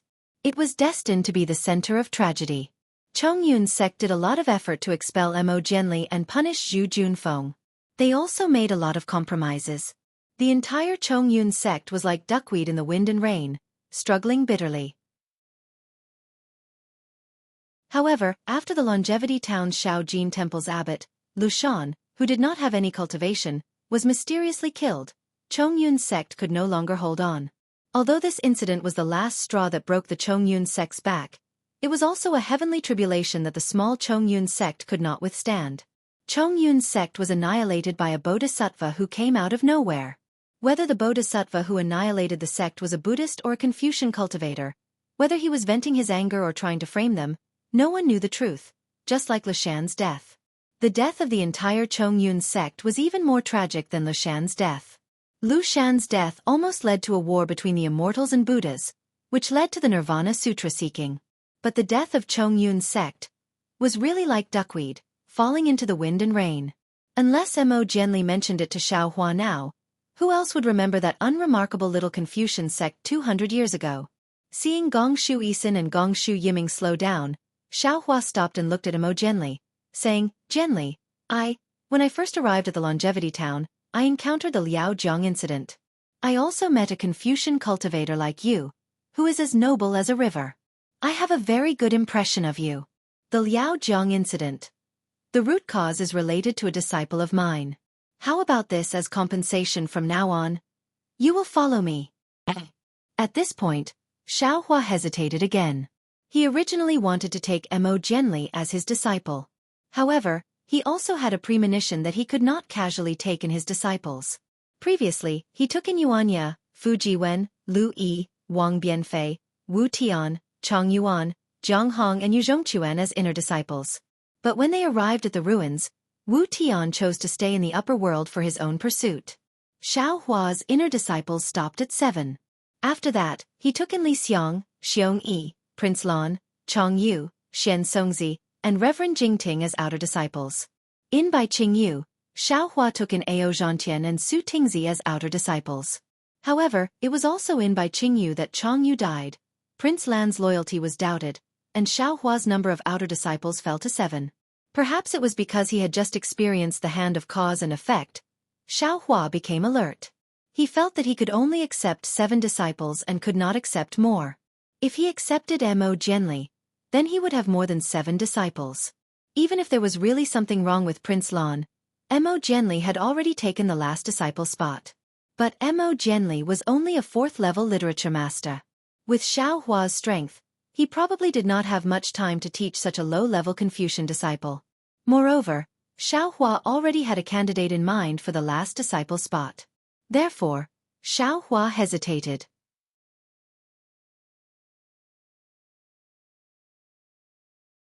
Chapter 4475. Junior appreciates Senior's kind intentions. Mo gently smiled. Junior is a Confucian cultivator. It would be inconvenient for me to follow Senior. Moreover, Junior is a disciple of the Chongyun sect, which is related to the Longevity Town's conflict. It would also bring trouble to Senior. Haha. Xiaohua laughed and said, if you didn't say this, this Xiao would have hesitated. But since you have spoken your mind, how could this Xiao disappoint you?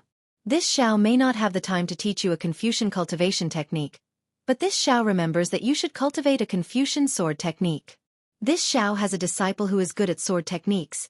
This Xiao thinks that he should take you as a disciple of the Fortune Gate. Fortune Gate? Mo Genli was stunned. He couldn't believe his ears and shouted, when did Senior enter a Confucian sect?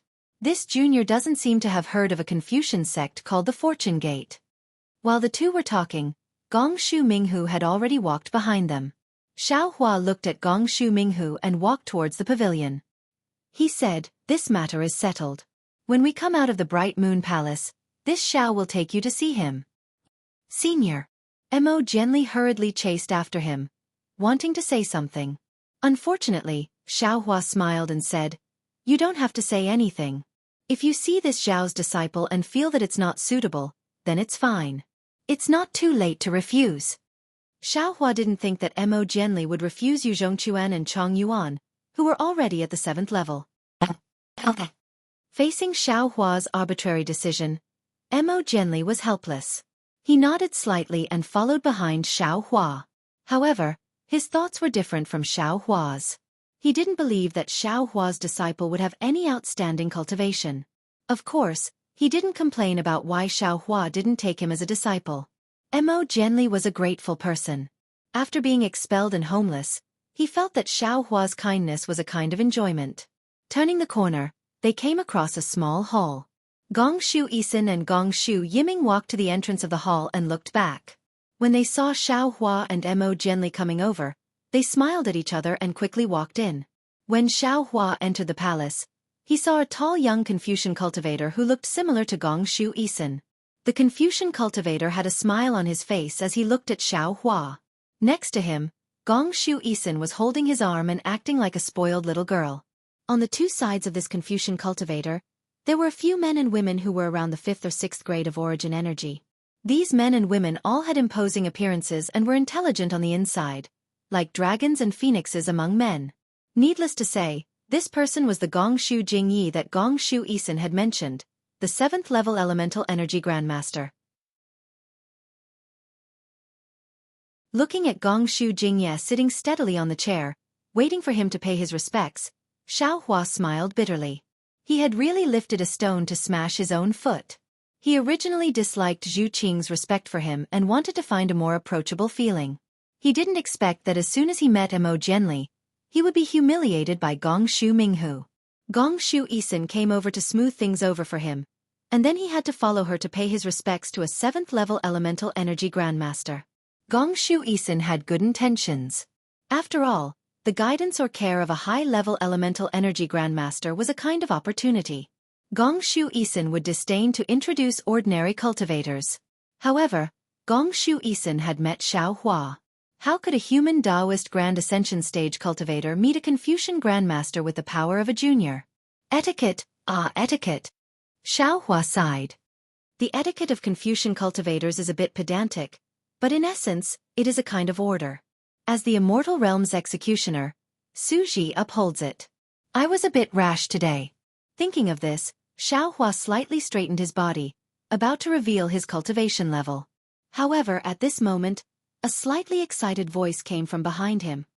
Yiming, you also came to the Thousand Demons Sacred Realm? I just came to Star Picking Tower and heard that the Gong Shu family was also here. I was thinking that since you are a junior of the Gong Shu family, how could you not be on this trip to the Star Moon Palace? Look, this is the thunder amplification wood that I found for you. It will definitely be useful for you to cultivate the 5 Qi righteous thunder. Haha. Xiaohua did not need to turn around, nor did he need to look back, nor did he need to use his divine perception to check. Just this voice alone was enough for Xiaohua to laugh. He could clearly tell that this was Duanmu Qing, who had formed a grudge with him in Star Picking Tower in the Bronze Pillar Nation. That night, Xiaohua had taught Duanmu Qing and Duanmu Qiu a lesson. He had also said in front of Duanmu Qing that he wanted to see if the so-called Confucian family still had justice, fairness, and justice. Duanmu Qing had also made it clear that she did not believe in justice, fairness, and justice. She had asked Xiaohua to wait for her justice. After that, when Xiaohua had almost forgotten, he had finally waited for the Duanmu family's justice. That was the pursuit of Duanmu Liangsheng in Songlang Zi's cave.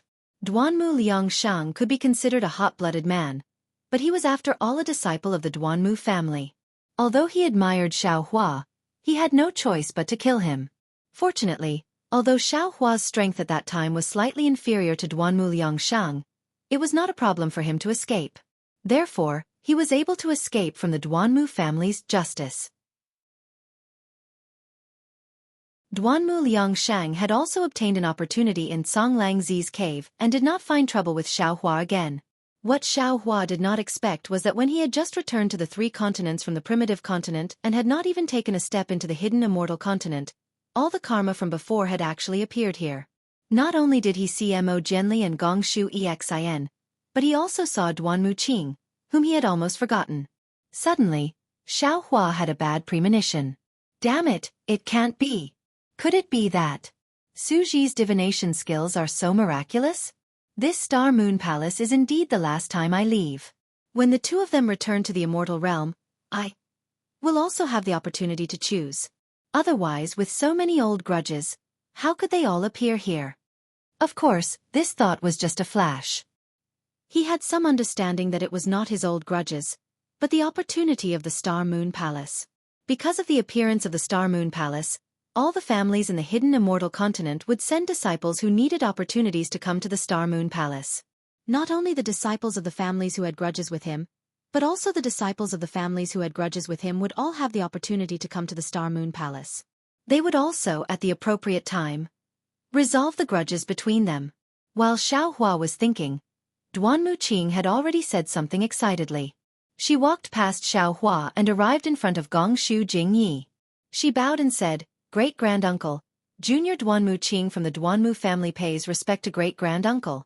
Gongshu Jingyi was waiting for Xiaohua to greet him, but Duanmu Qing's sudden appearance stole Xiaohua's limelight. Gongshu Jingyi could not stand in front of the Duanmu family. He retracted his gaze from Xiaohua and raised his hand. "Get up, this is Star Picking Tower, no need to be too polite." Humph. Gongshu Exin was not willing to give Duanmu Qing a good face. She snorted and said, "You're just a branch of the Duanmu family, and you dare to call yourself a disciple of the family? Aren't you afraid that the Duanmu family's ancestor will scold you?" This. Duanmu Qing did not dare to say anything in front of Gongshu Exin. Exin. Gongshu Jingye's lips curled. He knew clearly about Gongshu Exin's arrogance. He also knew that her scolding of Duanmu Qing was reasonable. However, he could only scold her. Duanmu Qing is also a disciple of the family. There are some words that you cannot say casually. "Humph, great-granduncle, you think I want to say it?" Gongshu Exin said coldly. "If he did not pester Yiming Jejie, even if I saw him, I would only treat him as a toad." He did not go back to look for a mirror. He is not only a branch disciple of the Duanmu family, he is also a literary master who has just stepped into spirit-refining qi.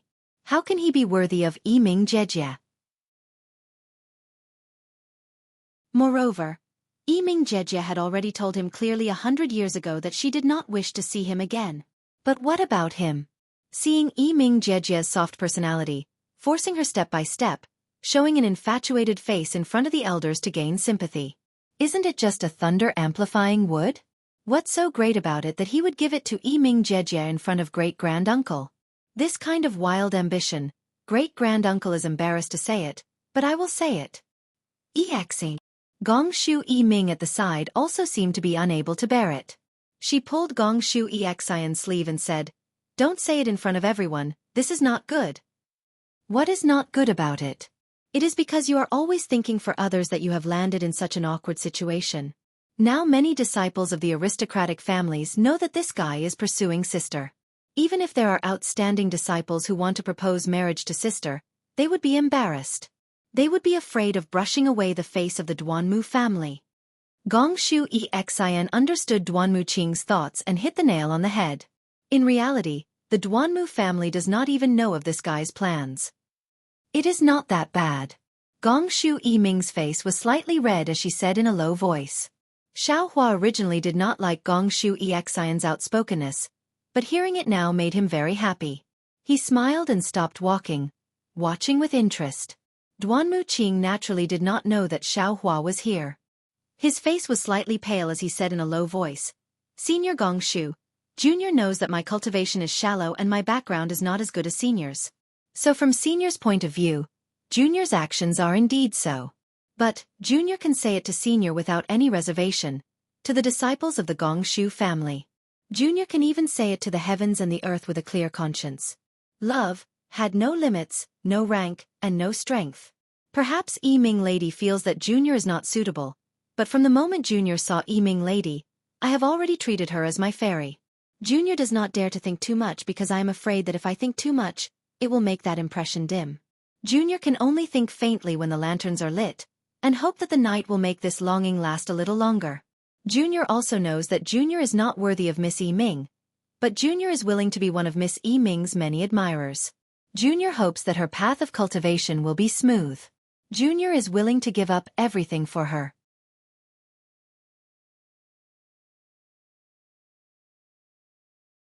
Chapter 4476. Duanmu Qing spoke with deep affection. Not only did Gong Shu Yiming blush, even Gong Shu Exian felt embarrassed and felt that she might have gone overboard. Duanmu Qing continued, Junior heard that Miss Yiming's 5-chi thunder had reached a bottleneck and was unable to break through, so I have been thinking of a way for her. 200 years ago, Junior heard that the star-picking tower of Copper Pillar Country was bidding for the thunder-developing wood. Junior hurriedly went there to bid for the thunder-developing wood and give it to Miss Yiming to comprehend. Unfortunately, Junior was deceived by a despicable Dao sect cultivator and was unable to bid for the thunder-developing wood. In the following days, Junior has been looking for opportunities. Fortunately, the heavens were moved by Junior. A few years ago, Junior finally bid for a similar thunder-developing wood at the auction of the Luo Yi Merchant Union. After Junior obtained the thunder-developing wood, Junior hurriedly went to find Miss Yiming. Unfortunately, Miss Yiming was no longer in the Gong Shu family. Junior asked around but could not find Miss Yiming's whereabouts. Later, Junior heard news of the Star Moon Palace and immediately understood. Although Junior is not a candidate to enter the Star Moon Palace, Junior still tried my best to ask a senior in the family to bring Junior here. Junior does not wish to enter the Star Moon Palace. Junior only wishes to see Miss Yiming here and give her this thunder-developing wood. Junior also knows that as long as Miss Yiming enters the Star Moon Palace, after she comes out, her 5-chi thunder will definitely break through the bottleneck and step into the upper 5th grade of essence force. Junior is even more inferior. However, Junior does not regret it. Junior hopes that Junior can be a pebble under Miss Yiming's feet. As long as Miss Yiming can step on Junior safely, Junior will be satisfied. As she spoke, Duanmu Qing took the thunder-developing wood and walked in front of Gong Shu Yiming. She looked at Gong Shu Yiming affectionately. Damn it! Xiaohua was flabbergasted. This guy really knows how to talk. I can't compare to him. Even Xiaohua said so. Gong Shu Yiming's face was naturally hot. She lowered her head slightly and raised her slender white hand to take the thunder-developing wood. Seeing that Gong Shu Yiming was about to take the thunder-amplifying wood, Gong Shu Exian, who was trying to break up the couple, came to her senses. She hurriedly pulled Gong Shu Yiming behind her and said coldly, Humph, I hate this kind of flowery speech the most. You want to trick me with a piece of wood? If you have the ability, come here on a rainbow cloud. Gong Shu Exian looked up at Xiaohua and said, Xiaohua, I remember you have a thunder-devouring bead, right? 200 years is enough for you. Why don't you lend it to big sister Yiming first? Don't worry, after you borrow it, my Gong Shu family will definitely protect you and won't let the Immortal Palace find trouble with you. Xiaohua. When Duanmu Qing heard Xiaohua's name, she was startled as if she was bitten by a snake or scorpion. She turned to look at Xiaohua. Xiaohua had a bitter smile on his face, but he was feeling very good in his heart. He had just used his divine ability and was about to make trouble. When he heard Gong Xueqi was disrupting the situation, he immediately took 2 steps forward and touched his nose. He looked thoughtfully at Duanmu Qing and said, "Young Master Duanmu, that despicable cultivator from the star-picking tower in the Bronze Pillar country, who used despicable means to deceive you, is here. I want to ask you, what despicable means did I use to deceive you at the auction at Star-Picking Tower?" Yub. Duanmu Qing was dumbfounded. Those few words of his were merely to set off the atmosphere, to emphasize the hardships of not being able to obtain the thunder amplification wood. However, he never expected that Xiao Hua, whom he hadn't seen for several hundred years, would actually be right behind him. Moreover, he had directly passed by Xiao Hua without even noticing him. Moreover, Xiao Hua's question was even more heart-wrenching. Not to mention that Xiao Hua did not have any despicable means. Even if he did, that was Star-Picking Tower's auction, and it was from hundreds of years ago. Duanmu Qing bringing up old scores in Star-Picking Tower's territory was not only giving Star-Picking Tower a bad look, but also finding trouble for herself. Details determine success or failure. The remorseful Duanmu Qing really wanted to grab the extra words out of everyone's ears and swallow them herself. Ah! Ha ha ha! When Gong Xueqi heard this, a look of surprise appeared on her face. She hurriedly said, "What? You were the one who bid for the thunder-developing wood? How could you have won against young Master Duanmu from the Duanmu family? Quickly tell us, how despicable were you at that time?" Seeing that Gong Xueqi did not mind blowing things up, Xiao Hua was also happy to add insult to injury. He nodded and said, "Even if Lady Gong Shu did not say this, I would still say it. Not to mention my innocence, even Star-Picking Tower's justice will be tarnished." Hearing Xiao Hua mention justice, Duanmu Qing's face turned pale.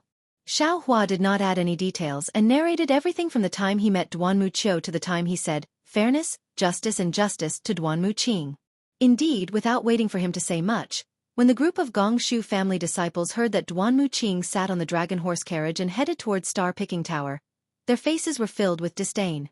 The aristocratic family's carriages all had their own standards and were not for any aristocratic family disciples to sit on.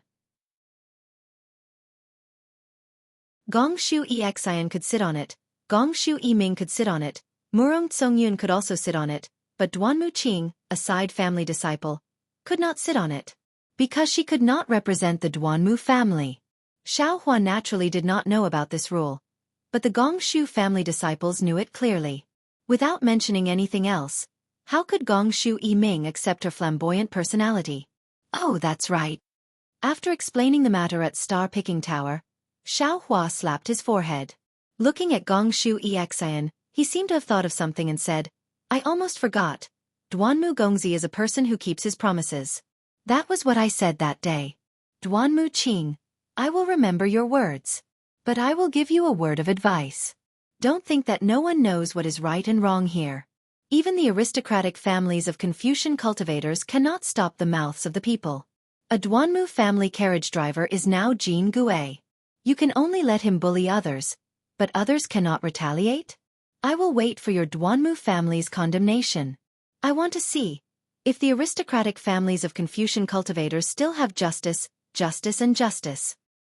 And at that time, Duanmu Gongzi's reply was, "Justice, justice and justice? Let's go, let this Taoist wait for his justice." Xiao Hua looked at Duanmu Qing and smiled. "Duanmu Gongzi, did I say anything wrong?" Duanmu Qing bit her lips and did not reply. "And the result? Say it, say it." Gong Xueqi was interested and urged, "What happened after that?" "After that, Lady Gong Shu, do you still remember the 5th grade middle-tier Confucian cultivator who suddenly appeared in the Cloud Mountain maze?" Xiao Hua asked. Gong Xueqi actually did not have any impression of Duanmu Liangsheng. But at this time, she did not know how to reply. She nodded like a chicken pecking rice. Yes, that extremely powerful Confucian cultivator. He is the justice that the Duanmu family gave me," Xiao Hua said with a smile. "Duanmu Liangsheng? Order of death?" Gong Shu Jingyi, who was at the side, was watching the younger generation quarrel like a play. However, when he heard this, he suddenly understood. He frowned and said a few words in a low voice. He looked at Duanmu Qing and didn't say anything. However, The disciples of the Gongshu clan who were present all despised her. Everyone knew what Duanmu Qing had done after the order of death. In front of such sinister thoughts, the sweet words that Duanmu Qing had said earlier had become a honey sword. Yes. Xiao Hua smiled. The Duanmu family's order of death is the justice that Duanmu Gongzi gave me. If not for my good luck, I am afraid that I would not have the chance to talk about Duanmu Gongzi's heroic deeds in front of everyone. Say. Duanmu Qing sighed slightly. She looked at the crowd and her gaze landed on Gongshu Yiming's face. She said, "Things are not as simple as Immortal Xiao said. However, I do not wish to explain anything at this moment. Because the same thing can be said by different people, it will have different effects. I admit that I do not have a glib tongue like Immortal Xiao. Everything will be revealed in the future. However, Miss Yiming, even though I may have done something wrong, your cultivation cannot be delayed. This thunder-amplifying wood is very important to you. It is innocent, you must accept it. What is the use of a mere thunder-amplifying wood? It is just a chicken rib. Only those who do not understand the lightning cultivation arts would treat it as a treasure." Xiao Hua took 2 steps forward and disdainfully glanced at the jade box in Duanmu Qing's hands. Inside the jade box, there was a lone thunder-amplifying wood that was sealed within. Xiao Hua said coldly, "Duanmu Qing, do you think that you can let Miss Yiming's 5 qi legitimate thunder break through the bottleneck with a piece of wood that has been struck by lightning? If that is the case, there are probably a bunch of lightning cultivators in this world, right?" You. Duanmu Qing tried her best to maintain a cultured and refined image in front of Gongshu Yiming. Even when Xiao Hua exposed her earlier, she did not get angry. She understood that Xiao Hua was just a Dao cultivator. Even if she was from a side branch of the Duanmu clan, she was still a disciple of the clan. Her words were far more important than Xiao Hua's words. There was no need for her to confront Xiao Hua here. She could just wait for an opportunity to make up for it. But now, Xiao Hua had once again belittled the thunder amplification wood that he had painstakingly found as worthless. He looked at Xiao Hua and said coldly, "This one does not have the qualifications to know if this thunder amplification wood is useful for Miss Yiming's cultivation. However, this thunder amplification wood was something that Miss Yiming occasionally mentioned on that day, so this one remembered it in my heart. This one also admits that this one really does not know how useful this item is for Miss Yiming to break through her bottleneck. However, I know that as long as I work hard, Miss Yiming will definitely benefit from this thunder-amplifying wood. What about you? Could it be that a Dao cultivator who is not even at the 5th grade of elemental energy knows that this thunder-amplifying wood is useless to Miss Yiming? You, what qualifications do you have to say such useless words?"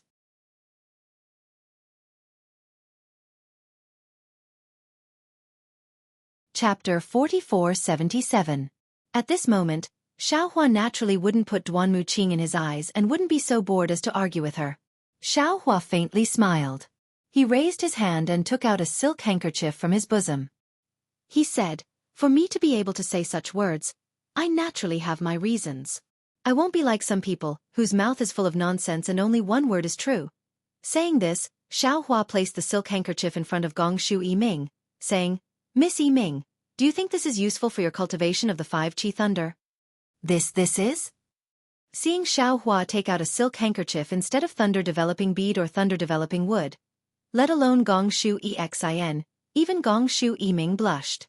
She looked at Xiao Hua with some confusion. After all, silk handkerchiefs were mostly for private use by female cultivators. Men and women giving silk handkerchiefs had other meanings. Damn it. Others might be puzzled, but Duanmu Qing was so angry that her lungs were about to explode. She already thought that Xiao Hua was revealing something to Gongshu Yiming in front of everyone, flirting in front of her. "Xiao Hua, what do you mean by this?" Gongshu Exin was straightforward, shouting, "I told you to take out the thunder-amplifying bead. You. What do you mean by this? Why don't Miss Exin take a look first?" Xiao Hua turned and smiled at Gongshu Exin, saying, "You have a certain level of attainment in formations, you should be able to see it." Oh.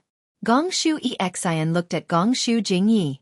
That Gongshu Jingyi just looked at her with a smile and didn't say anything. He was also young. How could he not know the jealousy between young people? Seeing Gongshu Jingyi not saying anything, Gongshu Exin said, raising her hand to take the silk handkerchief. When she took the silk handkerchief, She used her silver moon pupil. Just one look and her expression changed. She looked at Xiao Hua in disbelief. The clear eye technique in her eyes didn't disappear. She exclaimed, "Xiao Hua, it's true. Don't worry." Xiao Hua smiled. "Don't you know my reputation?" Che. Gong Xueqi Xian retracted her silver moon pupil, curling her lips, saying, "What reputation do you have? That day in the cave, you cheated so many people." Then, Gong Xueqi Xian didn't give the silk handkerchief to Gong Shu Yiming. Instead, she held it in her hand, smiling at Yiming. "Sister Yiming, can I make a deal with you? Can you lend this item to sister to study?" What is this? Gong Shu Yiming looked confusedly at the silk handkerchief in Gong Shu Xian's hand and asked. Gong Shu Xian opened her mouth and seemed to have some misgivings. She didn't give the handkerchief to Gong Shu Yiming and transmitted to Gong Shu Yiming. "This is the Immortal Palace's 5 brocade cloud painting." Ah? Gong Shu Yiming was ecstatic. She almost cried out. "How is this possible?"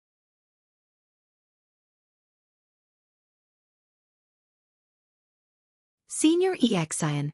Duanmu Qing looked at Gong Shu Xian and said seriously, "Xiao Hua may not be a disciple of a great clan, but he is in Jai Xinglu, and this is before the opening of the Star Moon Palace.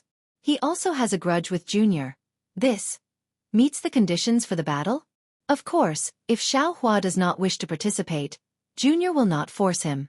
He only needs to apologize to Junior in front of everyone during the battle to bury the hatchet. Junior may consider forgiving him, and can also consider asking the sect to take back the kill warrant." At this point, Duanmu Qing glanced at Xiao Hua and said, "Besides, if a man of indomitable spirit does not even dare to accept such a small challenge, what right does he have to call himself a man? What right does he have to cultivate the powerful lightning energy?" Xiao Hua laughed involuntarily when he heard Duanmu Qing's provocation. He really did not know how to answer. How could he, a human Mahayana realm cultivator, be so calculative with this guy? Even if he only revealed the strength of a peak 4th grade Yuan Qi, it was not possible to bet with him, right? Seeing that Xiao Hua did not speak, Duanmu Qing naturally thought that Xiao Hua was timid. She added fuel to the fire and said, "How about this, Xiao Hua, if you do not wish to participate? You only need to apologize to me here, and I will forgive you." "Humph, Duanmu Qing." Gong Shu Xian snorted before Xiao Hua could say anything. "If you are so capable, why don't you fight Xiao Hua one-on-one during the battle to bury the hatchet? Don't think I can't see your sinister intentions. You just want to borrow the Duanmu clan's blade to kill Xiao Hua." Oh. Xiao Hua asked curiously. "Xian, could it be that during the battle to bury the hatchet, it doesn't have to be 2 disciples who have personal grudges?" "Of course." Gong Shu Xian was a little angry. "Since the various clans are participating, we have to consider their reputation. It doesn't have to be disciples with personal grudges. Don't be fooled. He can't beat you, so he wants someone else to do it." Xiao Hua. Duanmu Qing did not care that Gong Shu Xian had exposed her thoughts. She smiled and said, "If I were you, I would definitely go up and give it a try. After all, my Duanmu clan's kill order is still in effect. Any Duanmu clan disciple can kill you, and they can even return to the sect to receive a reward. If you are lucky enough to win, the kill order will no longer exist, and you can cultivate in peace in the future." Fine. Xiao Hua looked at Duanmu Qing, who was acting like a clown, and sneered in his heart. Since Xiao Hua didn't have to do it himself, he could just find a Fortune Gate disciple from the Shenhua mainland. Hence, Xiao Hua nodded and said, "This Xiao agrees to fight with you." Good. Duanmu Qing's eyes flashed with a cunning look. She smiled and said, "Looks like you are a man. Come, let's make an oath." Duanmu Qing raised her right hand and looked at Xiao Hua. Xiao Hua waved his hand slightly, as if he was shooing away a fly. He said, "No need. You are not worthy." "Damn it." Duanmu Qing could not help cursing in a low voice. "So you are so cunning. If we don't make an oath, who knows if you will participate? Perhaps. You've been planning to slip away for a long time?" Duanmu Qing was a little confused, just like Ao Qian from the Southern Sea Dragon Palace. However, one was for power, the other was for love. Oh, or it could be said that behind love, there was also the pursuit of power. Duanmu Qing pressed on, trying to force Xiao Hua into a dead end. However, When Xiao Hua fell into a dead end, he also fell into a dead end in Gong Shu Yiming's heart. His various schemes aroused Gong Shu Yiming's suspicion of his past actions. Since that is the case, Xiao Hua muttered, turned to look at Mo Genli and said, Genli, help me make an oath. I have a new idea. I will change your master. Mo Genli was stunned. He did not understand what Xiao Hua meant. However, Mo Genli was a straightforward man. Since he felt that Xiao Hua's temper was good, he did not care about Xiao Hua's cultivation level. He raised his hand and said, Okay, young Master Duanmu, please, you. Seeing that Xiao Hua not only refused to strike his palm to make an oath, but also let a mere scholar-disciple take action on his behalf, he was so angry that his face had already turned green. This was really a kind of naked humiliation. You're really going too far. Good. Since you dare to make an oath with me, then remember the fight. Gritting her teeth, Duanmu Qing raised her hand and hit Mo Genli's palm. She said, In the fight, there is no need to talk about life and death. Humph. Mo Genli was used to seeing the faces of aristocratic disciples. He said coldly, Isn't it just a life? If you have the ability, then come and take it.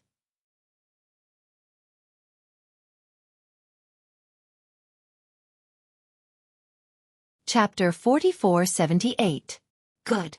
Gong Shu Exian at the side clapped, looking at Mo Genli and praising, as expected, there are great scholars everywhere. I didn't think that not only is Taoist Xiao so heroic, even the cultivators he befriends are more forthright than some of the aristocratic family disciples. Duanmu Qing gritted his teeth and looked at Gong Shu Exian, but did not dare to say a word. He turned to Gong Shu Yiming and said softly, Miss Yiming, after the battle to bury the hatchet, I will give you an explanation. This matter is definitely not what Xiao Hua said. A female cultivator's view of a person changed in an instant. Now, Gong Shu Yiming looked at Duanmu Qing with a faint sense of unfamiliarity. She smiled actually, it doesn't matter. The words doesn't matter was more painful than a sword stabbing into Duanmu Qing's heart. He forced a smile and looked at Xiao Hua. Taoist Xiao, I will see you at the battle to bury the hatchet. And I know. Xiao Hua nodded. If Duanmu Liangshang can come, that would be the best. Liangshang did not come to Thousand Demons Sacred Realm. I have disappointed Taoist Xiao. Duanmu Qing smiled and nodded at Gong Shu Yiming before turning to leave. But Xiao Hua's words almost made him fall. And I know. You have many granduncles, it doesn't matter who comes. Seeing Duanmu Qing leave in a sorry state, Gong Shu Exian felt a little disappointed. She looked at Xiao Hua apologetically. Xiao Hua, I am sorry, I dragged you into this. I didn't expect you to have a grudge with him. Not bad. Xiao Hua smiled. You have changed a lot in 200 years. If it was you in the past, you would not have said this. Che. Gong Shu Exian rolled her eyes at Xiao Hua. You think you are the only one who did not waste your life? Gong Shu Exian could not help but cover her mouth and laugh. Her eyes looked at Gong Shu Yiming and Gong Shu Jingyi, revealing more coquettishness. Gong Shu Jingyi couldn't help but laugh. He knew that Gong Shu Exian had always been arrogant. Not to mention the ordinary disciples. Even the famous female disciples of the four clans weren't worthy of her attention. And today, Gong Shu Exian's attitude towards Xiao Hua was definitely something that Gong Shu Jingyi had never seen before. This didn't allow him to not think about it. Gong Shu Jingyi looked at Gong Shu Yiming's excited expression and Gong Shu Exian's shy expression. He smiled slightly and said, Little friend Xiao, you probably don't know about the battle to bury the hatchet before the various clans entered the Star Moon Palace, right? Xiao Hua narrowed his eyes and looked at Gong Shu Jingyi thoughtfully. He then nodded and said, Immortal friend is right. This Xiao is not a disciple of an aristocratic family. So how could I know the reason for this battle? However, from what Duanmu Qing said, it should be a bet between the aristocratic clans to settle their grudges in Zhai Xinglu. Gong Shu Jingyi heard that Xiao Hua didn't call him senior and unconsciously frowned. Then, he looked at Xiao Hua's vigilant expression and felt relieved. However, the more Xiao Hua acted like this, the more interested Gong Shu Jingyi was. Not to mention Gong Shu Exian's admiration for Xiao Hua, just the previous dispute between Duanmu Qing and Xiao Hua because of Gong Shu Yiming, and Gong Shu Yiming actually watched from the side and didn't say anything to stop it. Gong Shu Jingyi knew that Gong Shu Yiming might have some inconvenient reason for transmitting voice to him.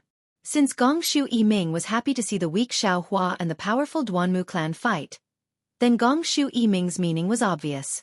Gong Shu Jingyi wouldn't let go of this opportunity to recruit Xiao Hua into the Gong Shu clan.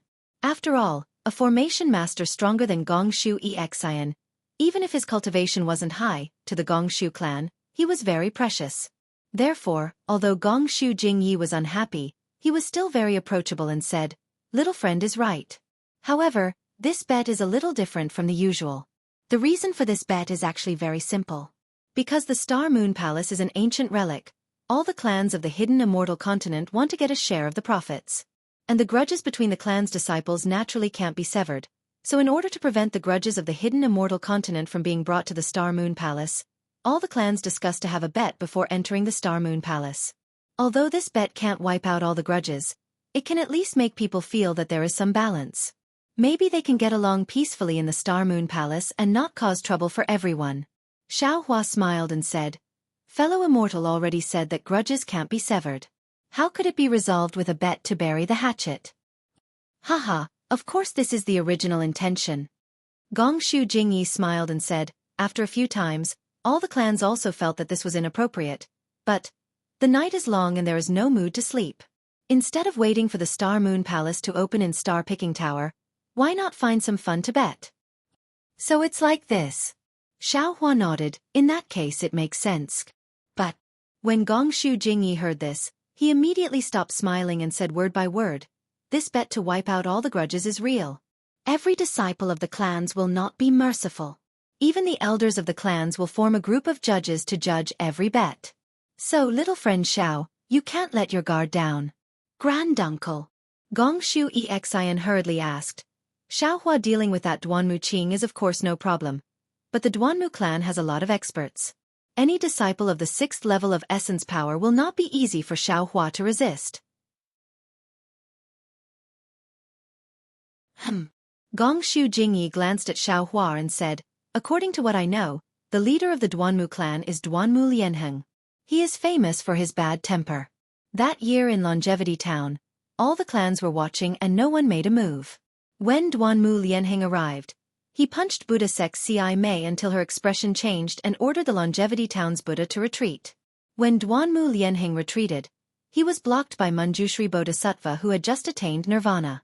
However, seeing Duanmu Lianheng in this state, Dongfang Zhongliang of the Dongfang family blocked Manjushri Bodhisattva with his sword. From this, it can be seen that if little friend Xiao wants to bet with the Duanmu clan, I'm afraid." Gong Shu Jingyi stopped. Gong Shu Yiming smiled and said, "Granduncle, with you here, with my Gong Shu clan here, how can Taoist Xiao be at a disadvantage?" Gong Shu Jingyi smiled and said, "I'm naturally not afraid of Duanmu Lianheng, but I don't have a good reason." "Granduncle, you're wrong again." Gong Shu Yiming hurriedly said, "Taoist Xiao is proficient in formations and thunder techniques. This junior and Exian can't compare to him. If this kind of person is used by my Gong Shu clan, wouldn't Granduncle have a good reason?" "This depends on little friend Zhao's opinion." Gong Shu Jingyi looked at Xiao Hua meaningfully and said, "Maybe he'll be a guest, or have some marriage. Little friend Zhao's strength may not be enough to be a guest, but in terms of marriage, it's possible." Hearing about marriage, Gong Shu Yiming slightly raised his elbow and touched Gong Shu Exian. Gong Shu Exian was stunned and suddenly blushed. She hurriedly waved her hand and said, "Granduncle, this? I'm afraid this won't work. I'm not familiar with Xiao Hua." "Exian, Granduncle didn't seem to be talking about you." Gong Shu Yiming smiled and said, "Why are you so anxious?" I. Gong Shu Exian, who was always proud and arrogant, stuttered, not knowing how to answer. She really respected Xiao Hua, but to talk about love, it seemed too early to talk about it. "Actually, you don't have to take it seriously. You and Taoist Xiao first. Put on a show, give Granduncle an excuse, and deceive the Duanmu clan." Gong Shu Yiming suggested. "After this, who will know about this?" But what if the fake becomes real?" Gong Shu Exian was a bit sad, looking pitifully at Xiao Hua and said, "Xiao Hua, if I agree, You won't pester me like that, Duanmu Qing, right? Looking at Gong Shu Exin, who had a high cultivation in formations, but was ignorant of the ways of the world, and even spoke like a sinner, Xiaohua smiled and said, "Many thanks. I won't make things difficult for you." Not at all, not at all. Gong Shu Yiming smiled and said, "Little sister Exin often talks about Taoist Xiao in front of me. She really respects you, but she doesn't understand, and doesn't understand what this means? How come I don't know?"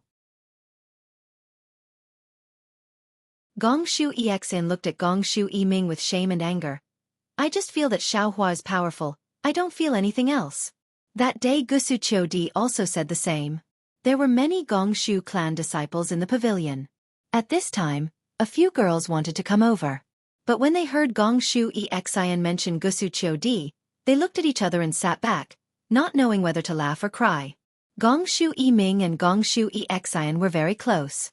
She didn't care about Gong Shu Exin's shame and anger, and said, "No matter what you think, if Xiaohua has nothing to do with you, granduncle can't fall out with the Duanmu clan. What do you say?" Then he has something to do with him." Gong Shu Exin looked at Xiaohua, her face red, and said in a low voice, "Good." Gong Shu Jingyi smiled and said, "Since Exin also agreed, I'll take over Xiaohua's matter." Cough cough.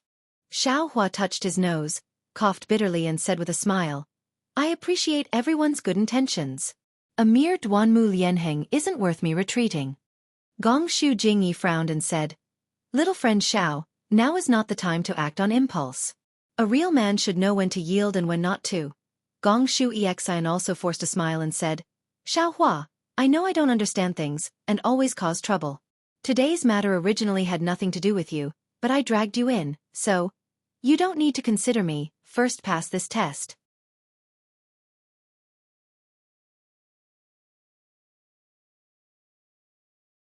Chapter 4479. Good. Xiaohua heard Gong Shu Exin's words and clapped. "I was hesitant before.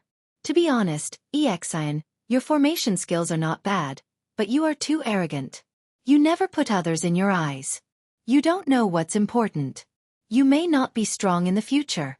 Today, because of your words and your willingness to acknowledge your mistakes, I have decided to ask someone to take you in as a disciple and impart to you the Tao of array formations." Then Xiaohua looked at Gong Shu Yiming and said, "And you, Lady Yiming, your 5-Qi thunder cultivation is not bad. However, the cultivation method is not authentic. It even shows signs of deviating from the essence of a lightning cultivator. This has something to do with your character. You can also consider it. If you have any ideas, you can come find me with Exin after we reach Star Moon Palace." Xiaohua, what are you talking about? Not to mention Gong Shu Yiming. Even Gong Shu Exin was shocked. She looked at Xiaohua and asked, "Immortal friend Gong Shu, thank you for your good intentions." Xiaohua did not answer. He cupped his hands towards Gong Shu Jingyi and turned to leave Gong Shu family's pavilion. Mo Jianli also hurriedly cupped his hands and followed. Xiaohua. Gong Shu Exin did not seem to understand Xiaohua's words. She wanted to chase, but she still said, "If you don't want to do this, I will talk to granduncle. How about asking him to find star-picking Lu?" "Stop." Gong Shu Jingyi glared at Gong Shu Exin and scolded. "Granduncle." Gong Shu Exin felt wronged. "How can you let Duanmu family bully people like this?" "Granduncle." A Gong Shu family disciple who was originally sitting at the side stood up and looked at Gong Shu Jingyi and said softly, "This Xiaohua seems not simple." Confucian families really attached great importance to etiquette. When Xiaohua and the others came over, because Gong Shu Jingyi didn't speak, the disciples of the Gong Shu family didn't say a word. At this time, when Xiaohua, an outsider, left, they all opened their mouths. A tall man nodded and said, "That's right. If we did not see him expose Duanmu Qing's tricks, just hearing his last words, we would think he was a noble person. But since he was so calculative with Duanmu Qing, how can he be a noble person? He must have something to rely on. The question is, what does he have to rely on?" Someone spoke again. "Exin, the silk handkerchief that Xiaohua gave you. What is it?" Gong Shu Jingye thought of something and hurriedly asked. 5 brocade cloud painting array. Since they were all disciples of the Gongshu family, Gongshu Exian had nothing to hide. Hiss. Gongshu Jingye gasped and exclaimed, "The Sun family of the Immortal Palace? Could it be that his backer is the Immortal Palace? If that's the case, no wonder he doesn't put my Gongshu family in his eyes." A disciple of the Gongshu family said self-righteously.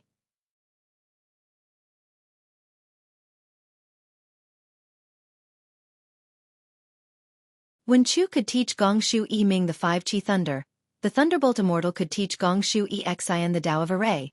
Then when Chu could also teach Mo Jianli the 5 Qi Origin. But seeing Mo Jianli's absent-minded appearance, Xiaohua naturally understood what he was thinking. He smiled and was about to say something, when a faint clear light swept over. Then, when this clear light touched Xiaohua and the others, it immediately dissipated. It was very strange. If Xiaohua wasn't a Mahayana realm cultivator, he wouldn't have noticed anything. Strange. Xiaohua was stunned. His eyes turned and he was puzzled. Who's following me? Could it be the Duanmu family? Could it be that they can't even wait for a challenge to bury the hatchet? Thinking about this, Xiaohua quietly released a strand of Buddhist consciousness. Buddhist consciousness was naturally more concealed than the light of clear sight, not to mention that Xiaohua's avatar had already attained the Buddhist consciousness of Namo Maitreya Buddha. However, just as Xiaohua released his Buddhist consciousness, he saw a faintly discernible shadow floating behind him, quietly approaching. Damn it! Xiaohua frowned. He was really angry. His body moved slightly, blocking in front of Mo Jianli. He raised his left hand, condensed spiritual power in his hand, and calmly made a move. But at this time, to Xiaohua's surprise, the shadow left Xiaohua and Mo Jianli and flew to the other side of the corridor. The corridor of Zhai Xinglu was very large, more than 100 feet long. Xiaohua and Mo Jianli were on the left side, and the shadow was flying to the right side, more than 100 feet away from Xiaohua. It didn't have the intention to attack at all. Xiaohua also unconsciously condensed spiritual power in his hand, quietly waiting for the result. He didn't believe that in the 3 continents, within 100 feet, there was anyone who had a greater advantage than him. Just as Xiaohua saw this and didn't release his spiritual power, what made Xiaohua even more surprised was that the shadow only hesitated for a moment, then immediately flew over. Of course, after flying over, it stopped, and the shadow became even dimmer, as if it was observing something. Senior. With Mo Jianli's abijna, he naturally couldn't detect the appearance of this shadow. He was a little confused as to why Xiaohua suddenly blocked in front of him, and said curiously, "Senior, I suddenly thought of something." Xiaohua smiled slightly and said without turning his head, "Come with me." As he spoke, Xiaohua lifted his feet and walked towards the stairs. Yes. Mo Jianli didn't suspect anything, nodded, and followed. Xiaohua and Mo Jianli left, and the shadow also hurriedly left. However, after a while, Xiaohua's figure appeared in the corridor again. He looked at the place where the shadow disappeared, stroked his chin, and thought, Zhai Xinglu doesn't restrict flying, but most cultivators will not fly unless there's something urgent to show their respect for Zhai Xinglu. Not to mention that this cultivator is so stealthy. At this moment, the disciples of Zhai Xinglu seem to have something urgent to do, and they aren't at their shifts. Could it be that this cultivator did something unfavorable to Zhai Xinglu? However, after a while, Xiaohua denied this. After all, Zhai Xinglu belonged to Xingyu, and Xingyu was founded by Fairy Xingyu. Although Fairy Xingyu didn't reveal herself, she was still an immortal from the immortal realm, and her abijna was self-evident. Who would dare to pluck the hair from a tiger's body? Since he had come to this conclusion, Xiaohua naturally turned around, wanting to turn back. However, at this moment, another ray of clear light swept over. Just like before, it stopped when it saw Xiaohua, then retracted. Of course, Xiaohua was prepared this time. As if he didn't notice anything, he turned around and walked towards the stairs. Behind him, another shadow vaguely flew by, heading towards the corridor. Hee hee. When the shadow disappeared, Xiaohua smiled and thought to himself, shadows appear again and again. I'm afraid there's a problem. Even if this shadow has nothing to do with Zhai Xinglu, I still have to go take a look. Otherwise, wouldn't my understanding of the hand of karma be in vain? Thinking of this, Xiaohua leaped up and headed towards the end of the corridor. There was also a flight of stairs at the end of the corridor, but the stairs led upwards. At the same time, there was a bow that was shaped like a crescent moon. Xiaohua flew in front of the bow and scanned it with his divine perception. He had already sensed the aura of a defensive array on the bow. He pondered for a moment, and a light flashed around him. The appearance of a small nose and small eyes appeared, and he rushed towards the bow.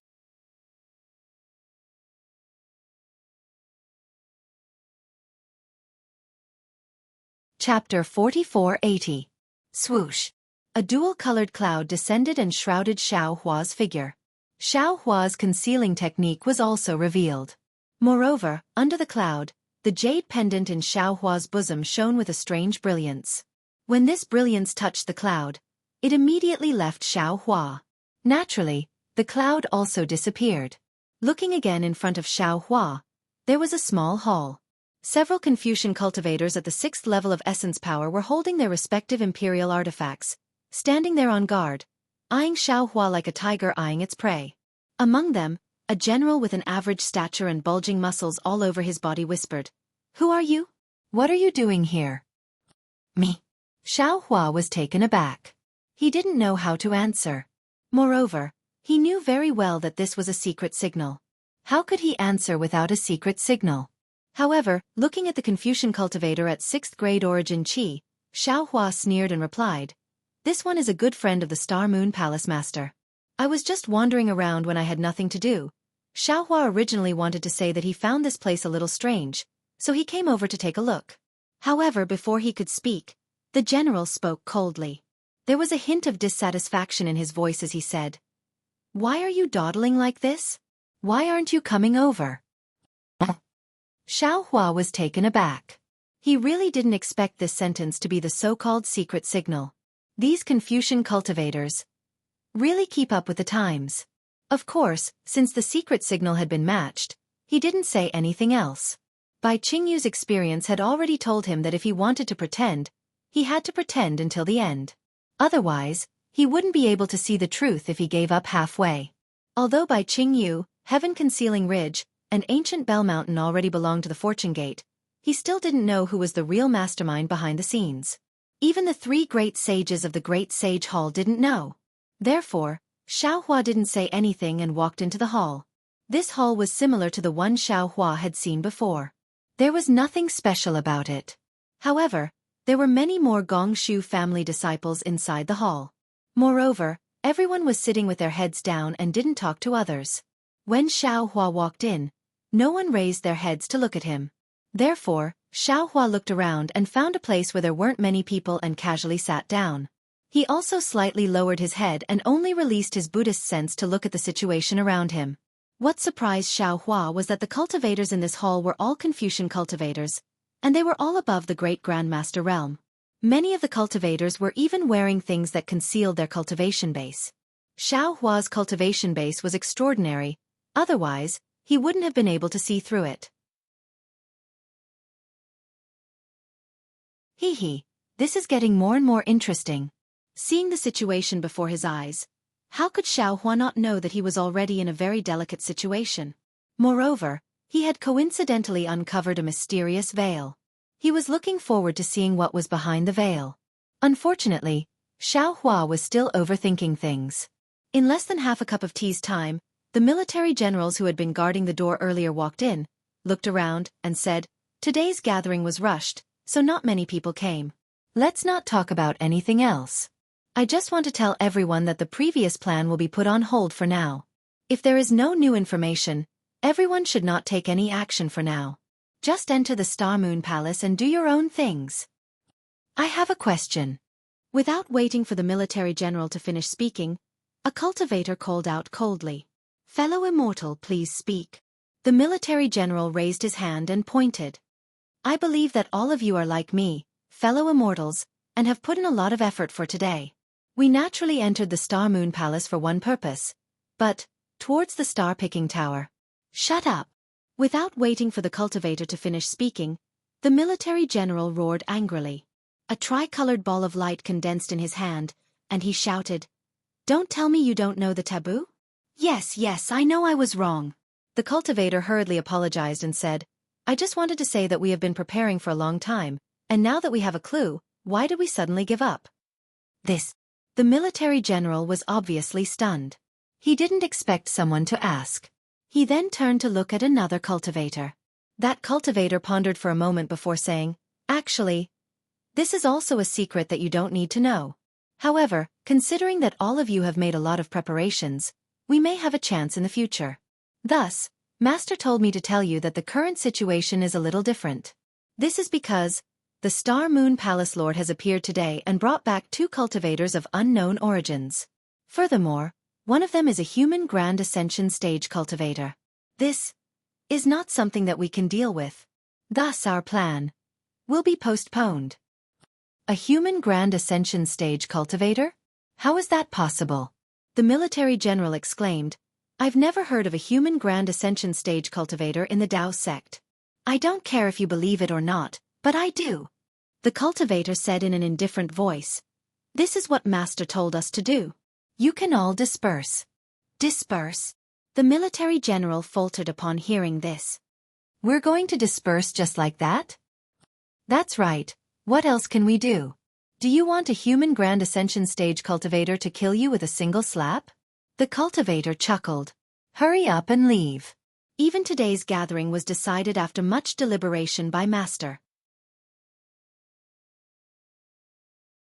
He wants to minimize your losses. The Star Moon Palace's Palace Lord is only a 7th grade origin Qi cultivator. How can we not be a match for her? The military general exclaimed, That human Grand Ascension stage cultivator. Perhaps he's just passing by. Shut up. The cultivator roared. Master will think about this matter. It's not up to you to speak. Hurry up and leave. If the Star Moon Palace finds out about this, we'll all be dead. If you knew something was wrong, you should have stayed outside Star Plucking Tower. One of the cultivators muttered. Cut the crap. Hurry up and disperse. Another cultivator scolded in a low voice. Do you know what it means by what's real is fake, and what's fake is real? I know what it means by the most dangerous place is the safest place. The cultivator muttered in a low voice before getting up and walking toward a curved outline of a small door not far away. Seeing that the cultivator had left, no one said anything else. They all got up and slowly made their way toward the small door. Although Xueqi hadn't been here for a long time, from these few short sentences, Xueqi learned a lot. As he watched everyone leave, he looked at the cultivator standing next to him and muttered in his heart. If he were to make a move now, he would definitely be able to capture these cultivators and perhaps find out the truth. However, when he thought of Fairy Xing Yu's stingy attitude, Xueqi curled his lips slightly. Damn it, they seem to be after Star Moon or Star Plucking Tower. Moreover, it's easy to tell that the Tower Master of Star Plucking Tower is among them. Why am I getting involved? Fairy Xing Yu has already made it clear that she doesn't intend to leave Star Moon to me in the future. Why should I meddle in other people's business? I just need to do a good job for the Merchant Alliance. If an immortal from the immortal world can make Star Moon into something like this, why can't I, a human Grand Ascension stage cultivator, do the same?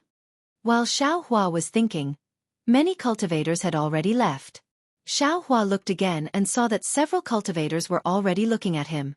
He shrugged, blinked his eyes with Zhang Xiaohua's appearance, turned around, and followed the crowd through the small door. Outside the small door was another corridor. Xueqi didn't see any other cultivators nearby. He was certain that this small door must be a defensive array of Star Plucking Tower. If it weren't for Star Plucking Tower spies, they wouldn't have been able to obtain such convenience.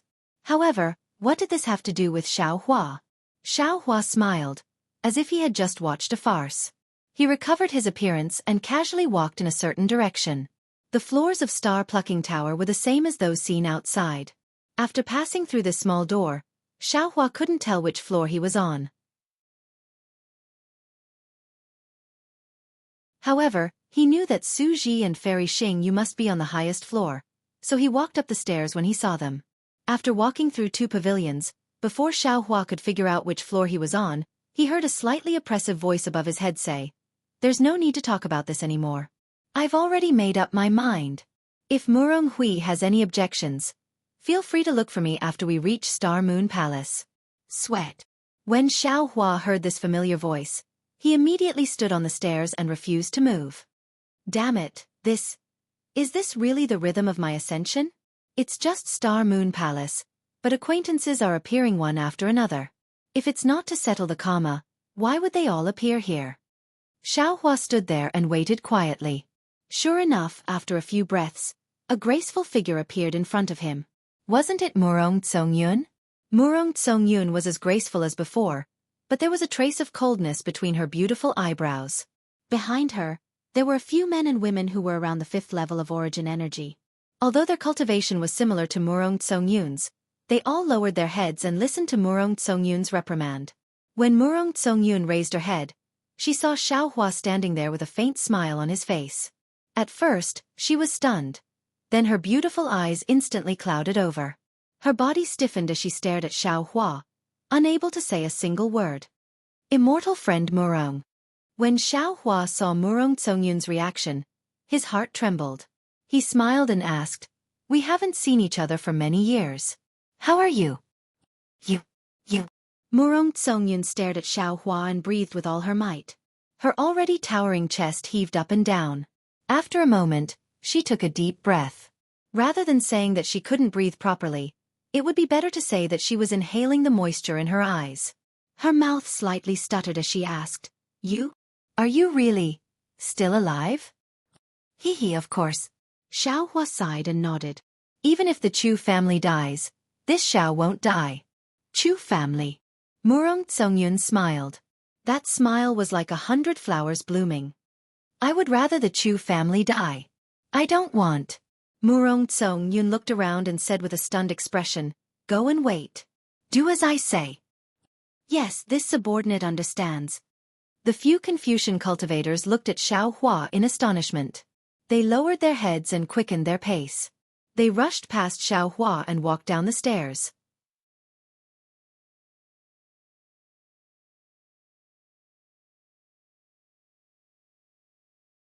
Chapter 4481. Murong Tsongyun walked in front of Xiaohua in a few steps, but the closer she got, the smaller her steps, as if she didn't dare to close the distance between them. Her eyes almost never left Xiaohua's face. When she got closer, she said, "Xiaohua, you really scared me to death. What happened that day? In order to save me, you fell from the sword diagram. I also wanted to rush down, but I was entangled by that damn bald donkey.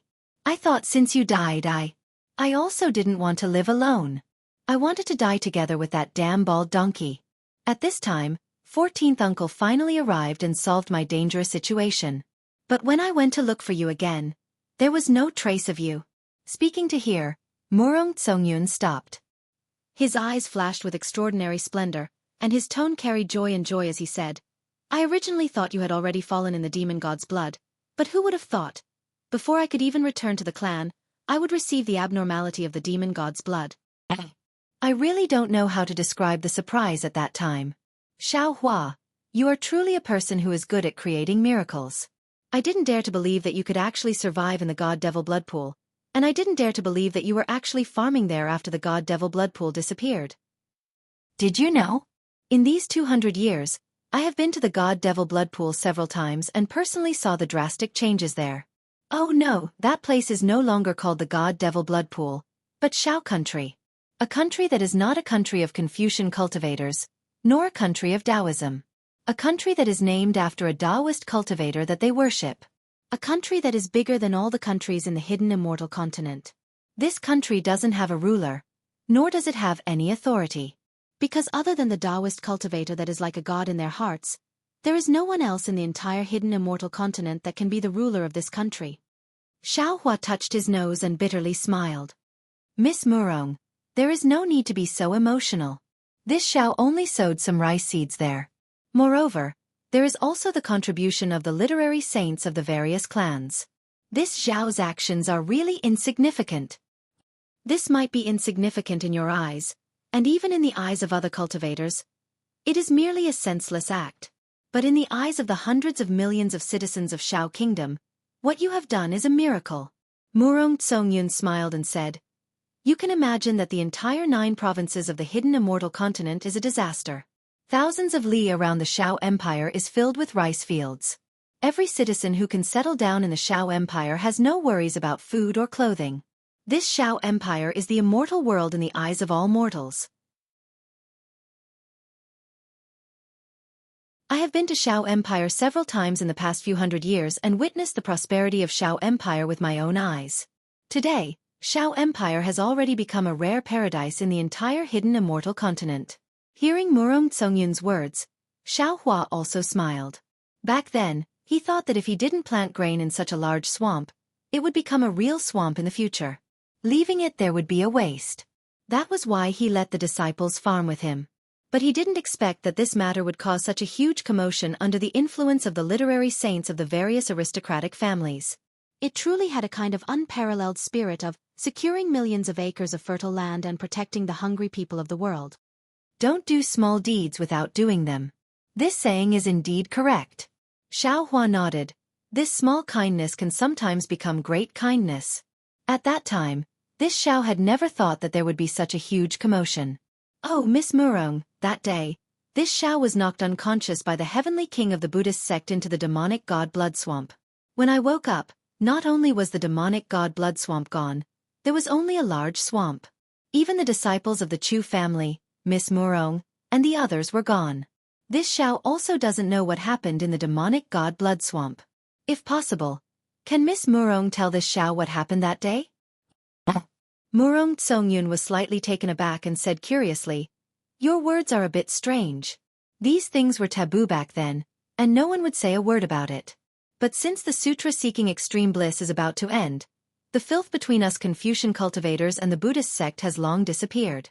The truth of the demonic god blood swamp has spread quite a bit in the hidden immortal continent. Could it be that you don't know?" Xiao Hua said with a smile. "It's precisely because there are too many rumors that this Xiao has no way to judge. That's why I want to hear from you." Hee. Murong Tsongyun said with a smile. "If you call me Jean Xiao and don't call me Miss Murong, I will tell you. Otherwise, don't even think about it." "All right." Xiao Hua's heart slightly swayed as he said, "Isn't it just Jean Xiao? Even if I have to call you Jean Xiao a million times, I am willing." Murong Tsongyun's face slightly reddened. She bit her lips and said softly, "This is what you said. From now on, call me Jean Xiao once a day." As she spoke, Murong Tsongyun looked down the stairs and said softly, "This time, I followed 7th granduncle to Zhai Xinglu because I wanted to take a look at the Star Moon Palace. Come with me to see 7th granduncle. He appreciates you.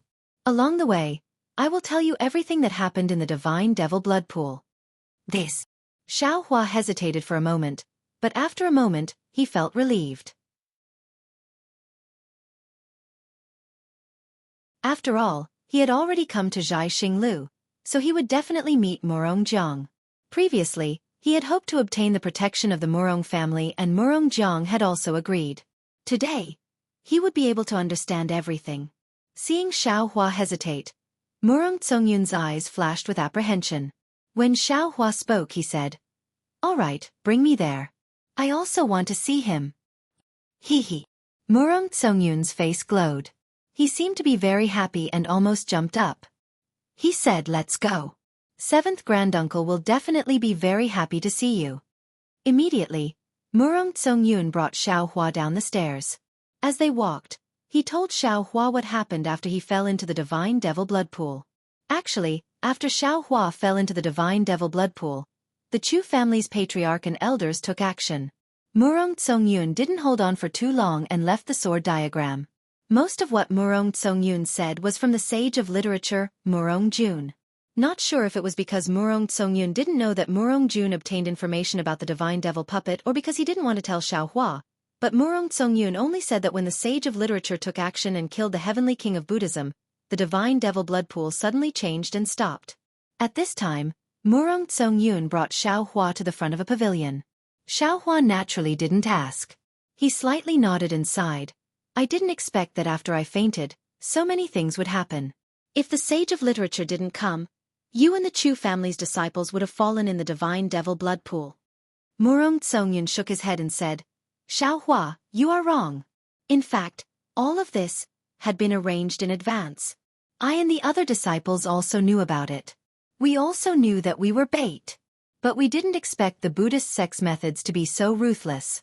They actually used some soul cultivators' transportation channel. So, you have to remember, on the hidden immortal continent, the power of the various families is the real big hand behind the scenes.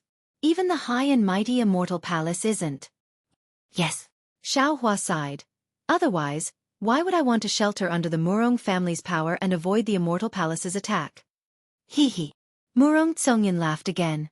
He reached out and pulled Xiaohua's sleeve. You have already done what you promised seventh uncle. I presume he has nothing else to say, right? Xiaohua opened his mouth. He wanted to explain something, but seeing Murong Tsongyun's smiling face, he swallowed his words. The Murong family's pavilion was similar to the Gongshu family's, but there weren't many people in the pavilion. Aside from a few men and women with similar cultivation to Murong Tsongyun standing around the pavilion, there was a very proud young man sitting on a chair. He was holding a yellow book and carefully reading it. This young man was Murong Jiang, whom Xiaohua met at the god-demon blood pool. Before the fiend god blood pool, Xiaohua was unable to see through Murong Jiang's strength. 200 years later, Xiaohua was able to clearly see through Murong Jiang's strength. This Murong Jiang was already a martial ancestor at the peak of the 7th level of origin energy, only one step away from stepping into the realm of literary saint. Presumably, Murong Jiang was the person the Murong family wanted to enter Star Moon Palace, right? Murong Jiang didn't even raise his head as he pulled Xiaohua into the pavilion. His eyes were fixed on the book, unable to move. Seventh uncle. Seventh uncle. Murong Tsongyun excitedly called out. Look who's here. And Murong Jiang responded, but his right index finger was on his lips again. He dipped it in his saliva and flipped through the book, reading it with relish. Quick. Murong Tsongyun pulled Xiaohua and secretly said, Quick, pay your respects to seventh uncle. He will definitely keep his promise. Xiaohua bitterly smiled. He slightly raised his hand and was just about to open his mouth when he saw Murong Jiang waving his hand and blocking his way. Murong Jiang lightly said, what promise did granduncle give you? As he spoke, the corners of Murong Jiang's eyes twitched. He glanced at Murong Tsongyun and Xiaohua, and then his gaze fell onto the book. However, just as his gaze touched the book, his entire body suddenly went still, as if he had thought of something. He raised his head, and his gaze fell onto Xiaohua like lightning. With a voice of disbelief he said, Xiaohua? How come it's you? yes, it's me. Xiaohua smiled and said, We haven't seen each other for 200 years. Immortal friend Murong is still as elegant as before. Immortal friend Murong? Murong Tsongyun's face slightly changed when he heard Xiaohua's address. He hurriedly pulled Xiaohua's arm, hinting him to change the way he addressed him. Murong Jiang looked at Xiaohua and seemed to understand something. He smiled and said, Xiaohua, this old man really didn't expect you to be able to come back alive from the divine devil blood swamp. Presumably, when Yun sees you, she will mention the matter this old man promised you. This old man understands Yun-er's thoughts. She has mentioned this matter many times in the past 200 years, but you have never come to my Murong family. Since we met in the Thousand Devils Sacred Realm Star Picking Tower, this old man will be frank with you. This old man is a man of his word. If you are willing to be my Murong family's guest elder, this old man will immediately agree. Moreover, I will immediately report this matter to the family through Star Picking Tower. When we come out of Star Moon Palace and return to the family, we will officially let you join my Murong family.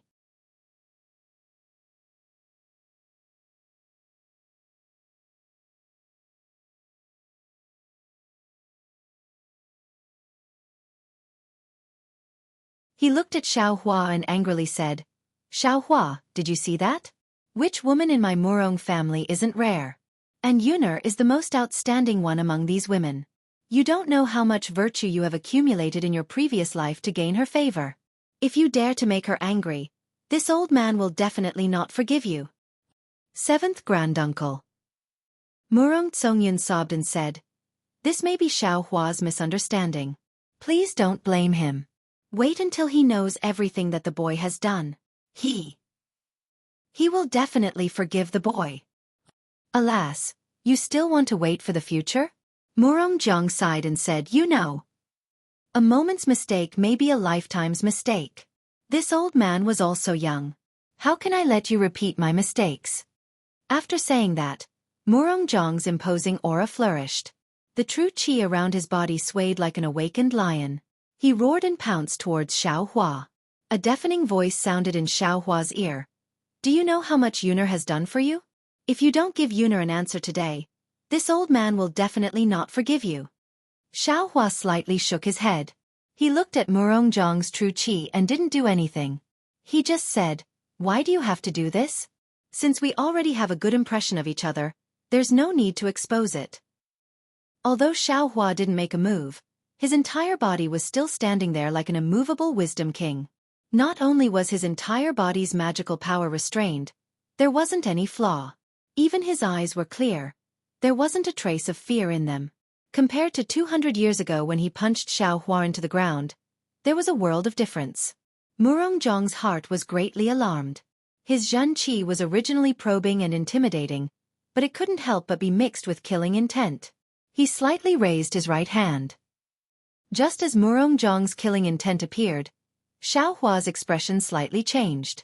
His eyes that were like a clear stream began to set off small waves. Seventh Granduncle. Just when Murongjiang was in a bit of a dilemma, Murongtsongyan hastily threw himself in front of Xiaohua and blocked Xiaohua behind him. Then he raised his swan-like neck and resolutely said, You can't blame Xiaohua for this matter, and you can't force him. If he doesn't want to, there will be a knot in his heart. Even if he makes the boy happy for a while, he will never let the boy be happy for a lifetime. You feel that Xiaohua has hurt your face. If you want to hurt him, you can do it. Boy is willing to be Xiaohua's scapegoat. Murongjiang narrowed his eyes and looked at Xiaohua. He could tell that Xiaohua was only at the 5th level of origin energy. He wasn't much different from the Xiaohua he saw at the blood pool of gods and devils. Murongjiang was sure that he could kill Xiaohua in one strike, just like before. However, there was a kind of vigilance in his heart. The Xiaohua in front of him was very dangerous. If he didn't succeed with this strike, it would bring about consequences that he couldn't bear.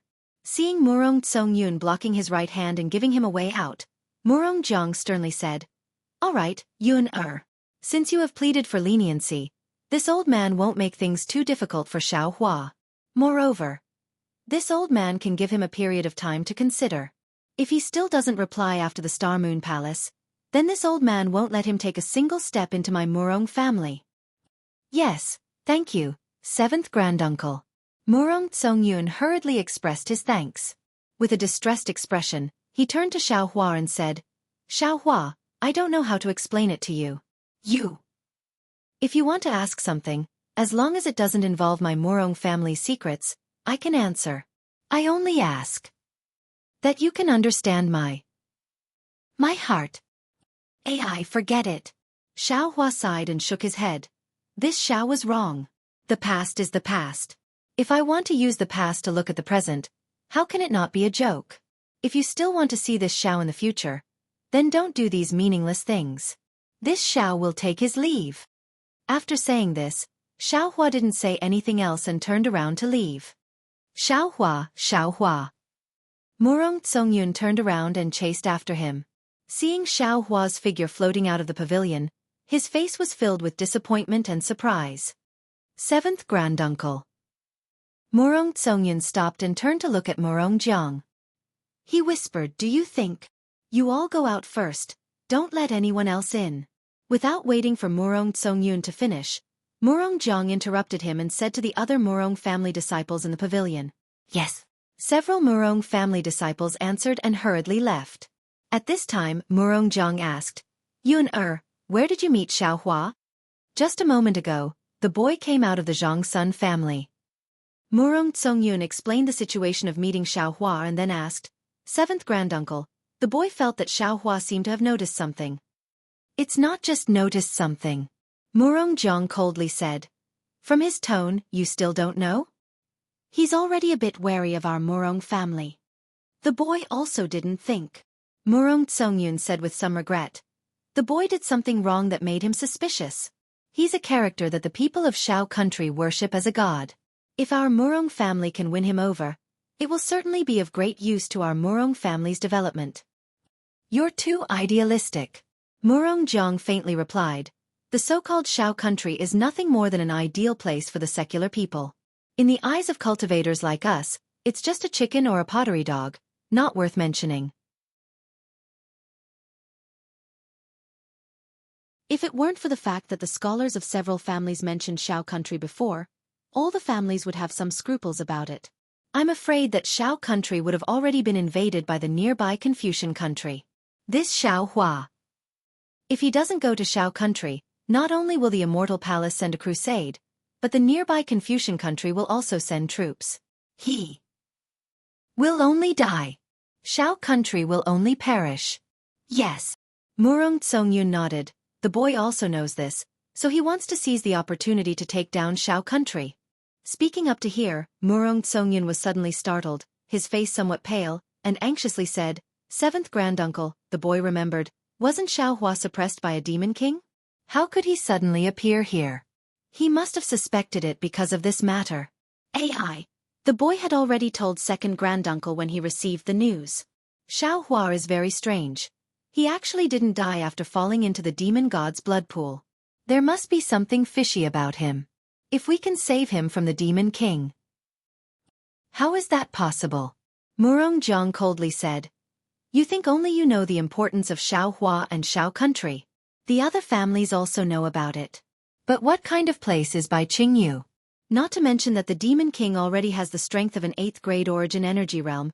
If we want to save Shao Hua, without a few scholars, it's impossible. But if the scholars make a move, it's a big taboo of the Great Sage Hall. Not to mention that Shao Hua can't be saved. Even the scholars might not be able to return. Moreover, Bai Qingyu is in the center of the Thousand Demons sacred realm.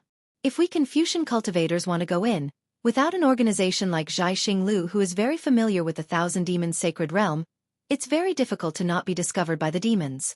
So, for a mere Shao country, which family is willing to take such a big risk? Granduncle, the boy also thought about this at that time.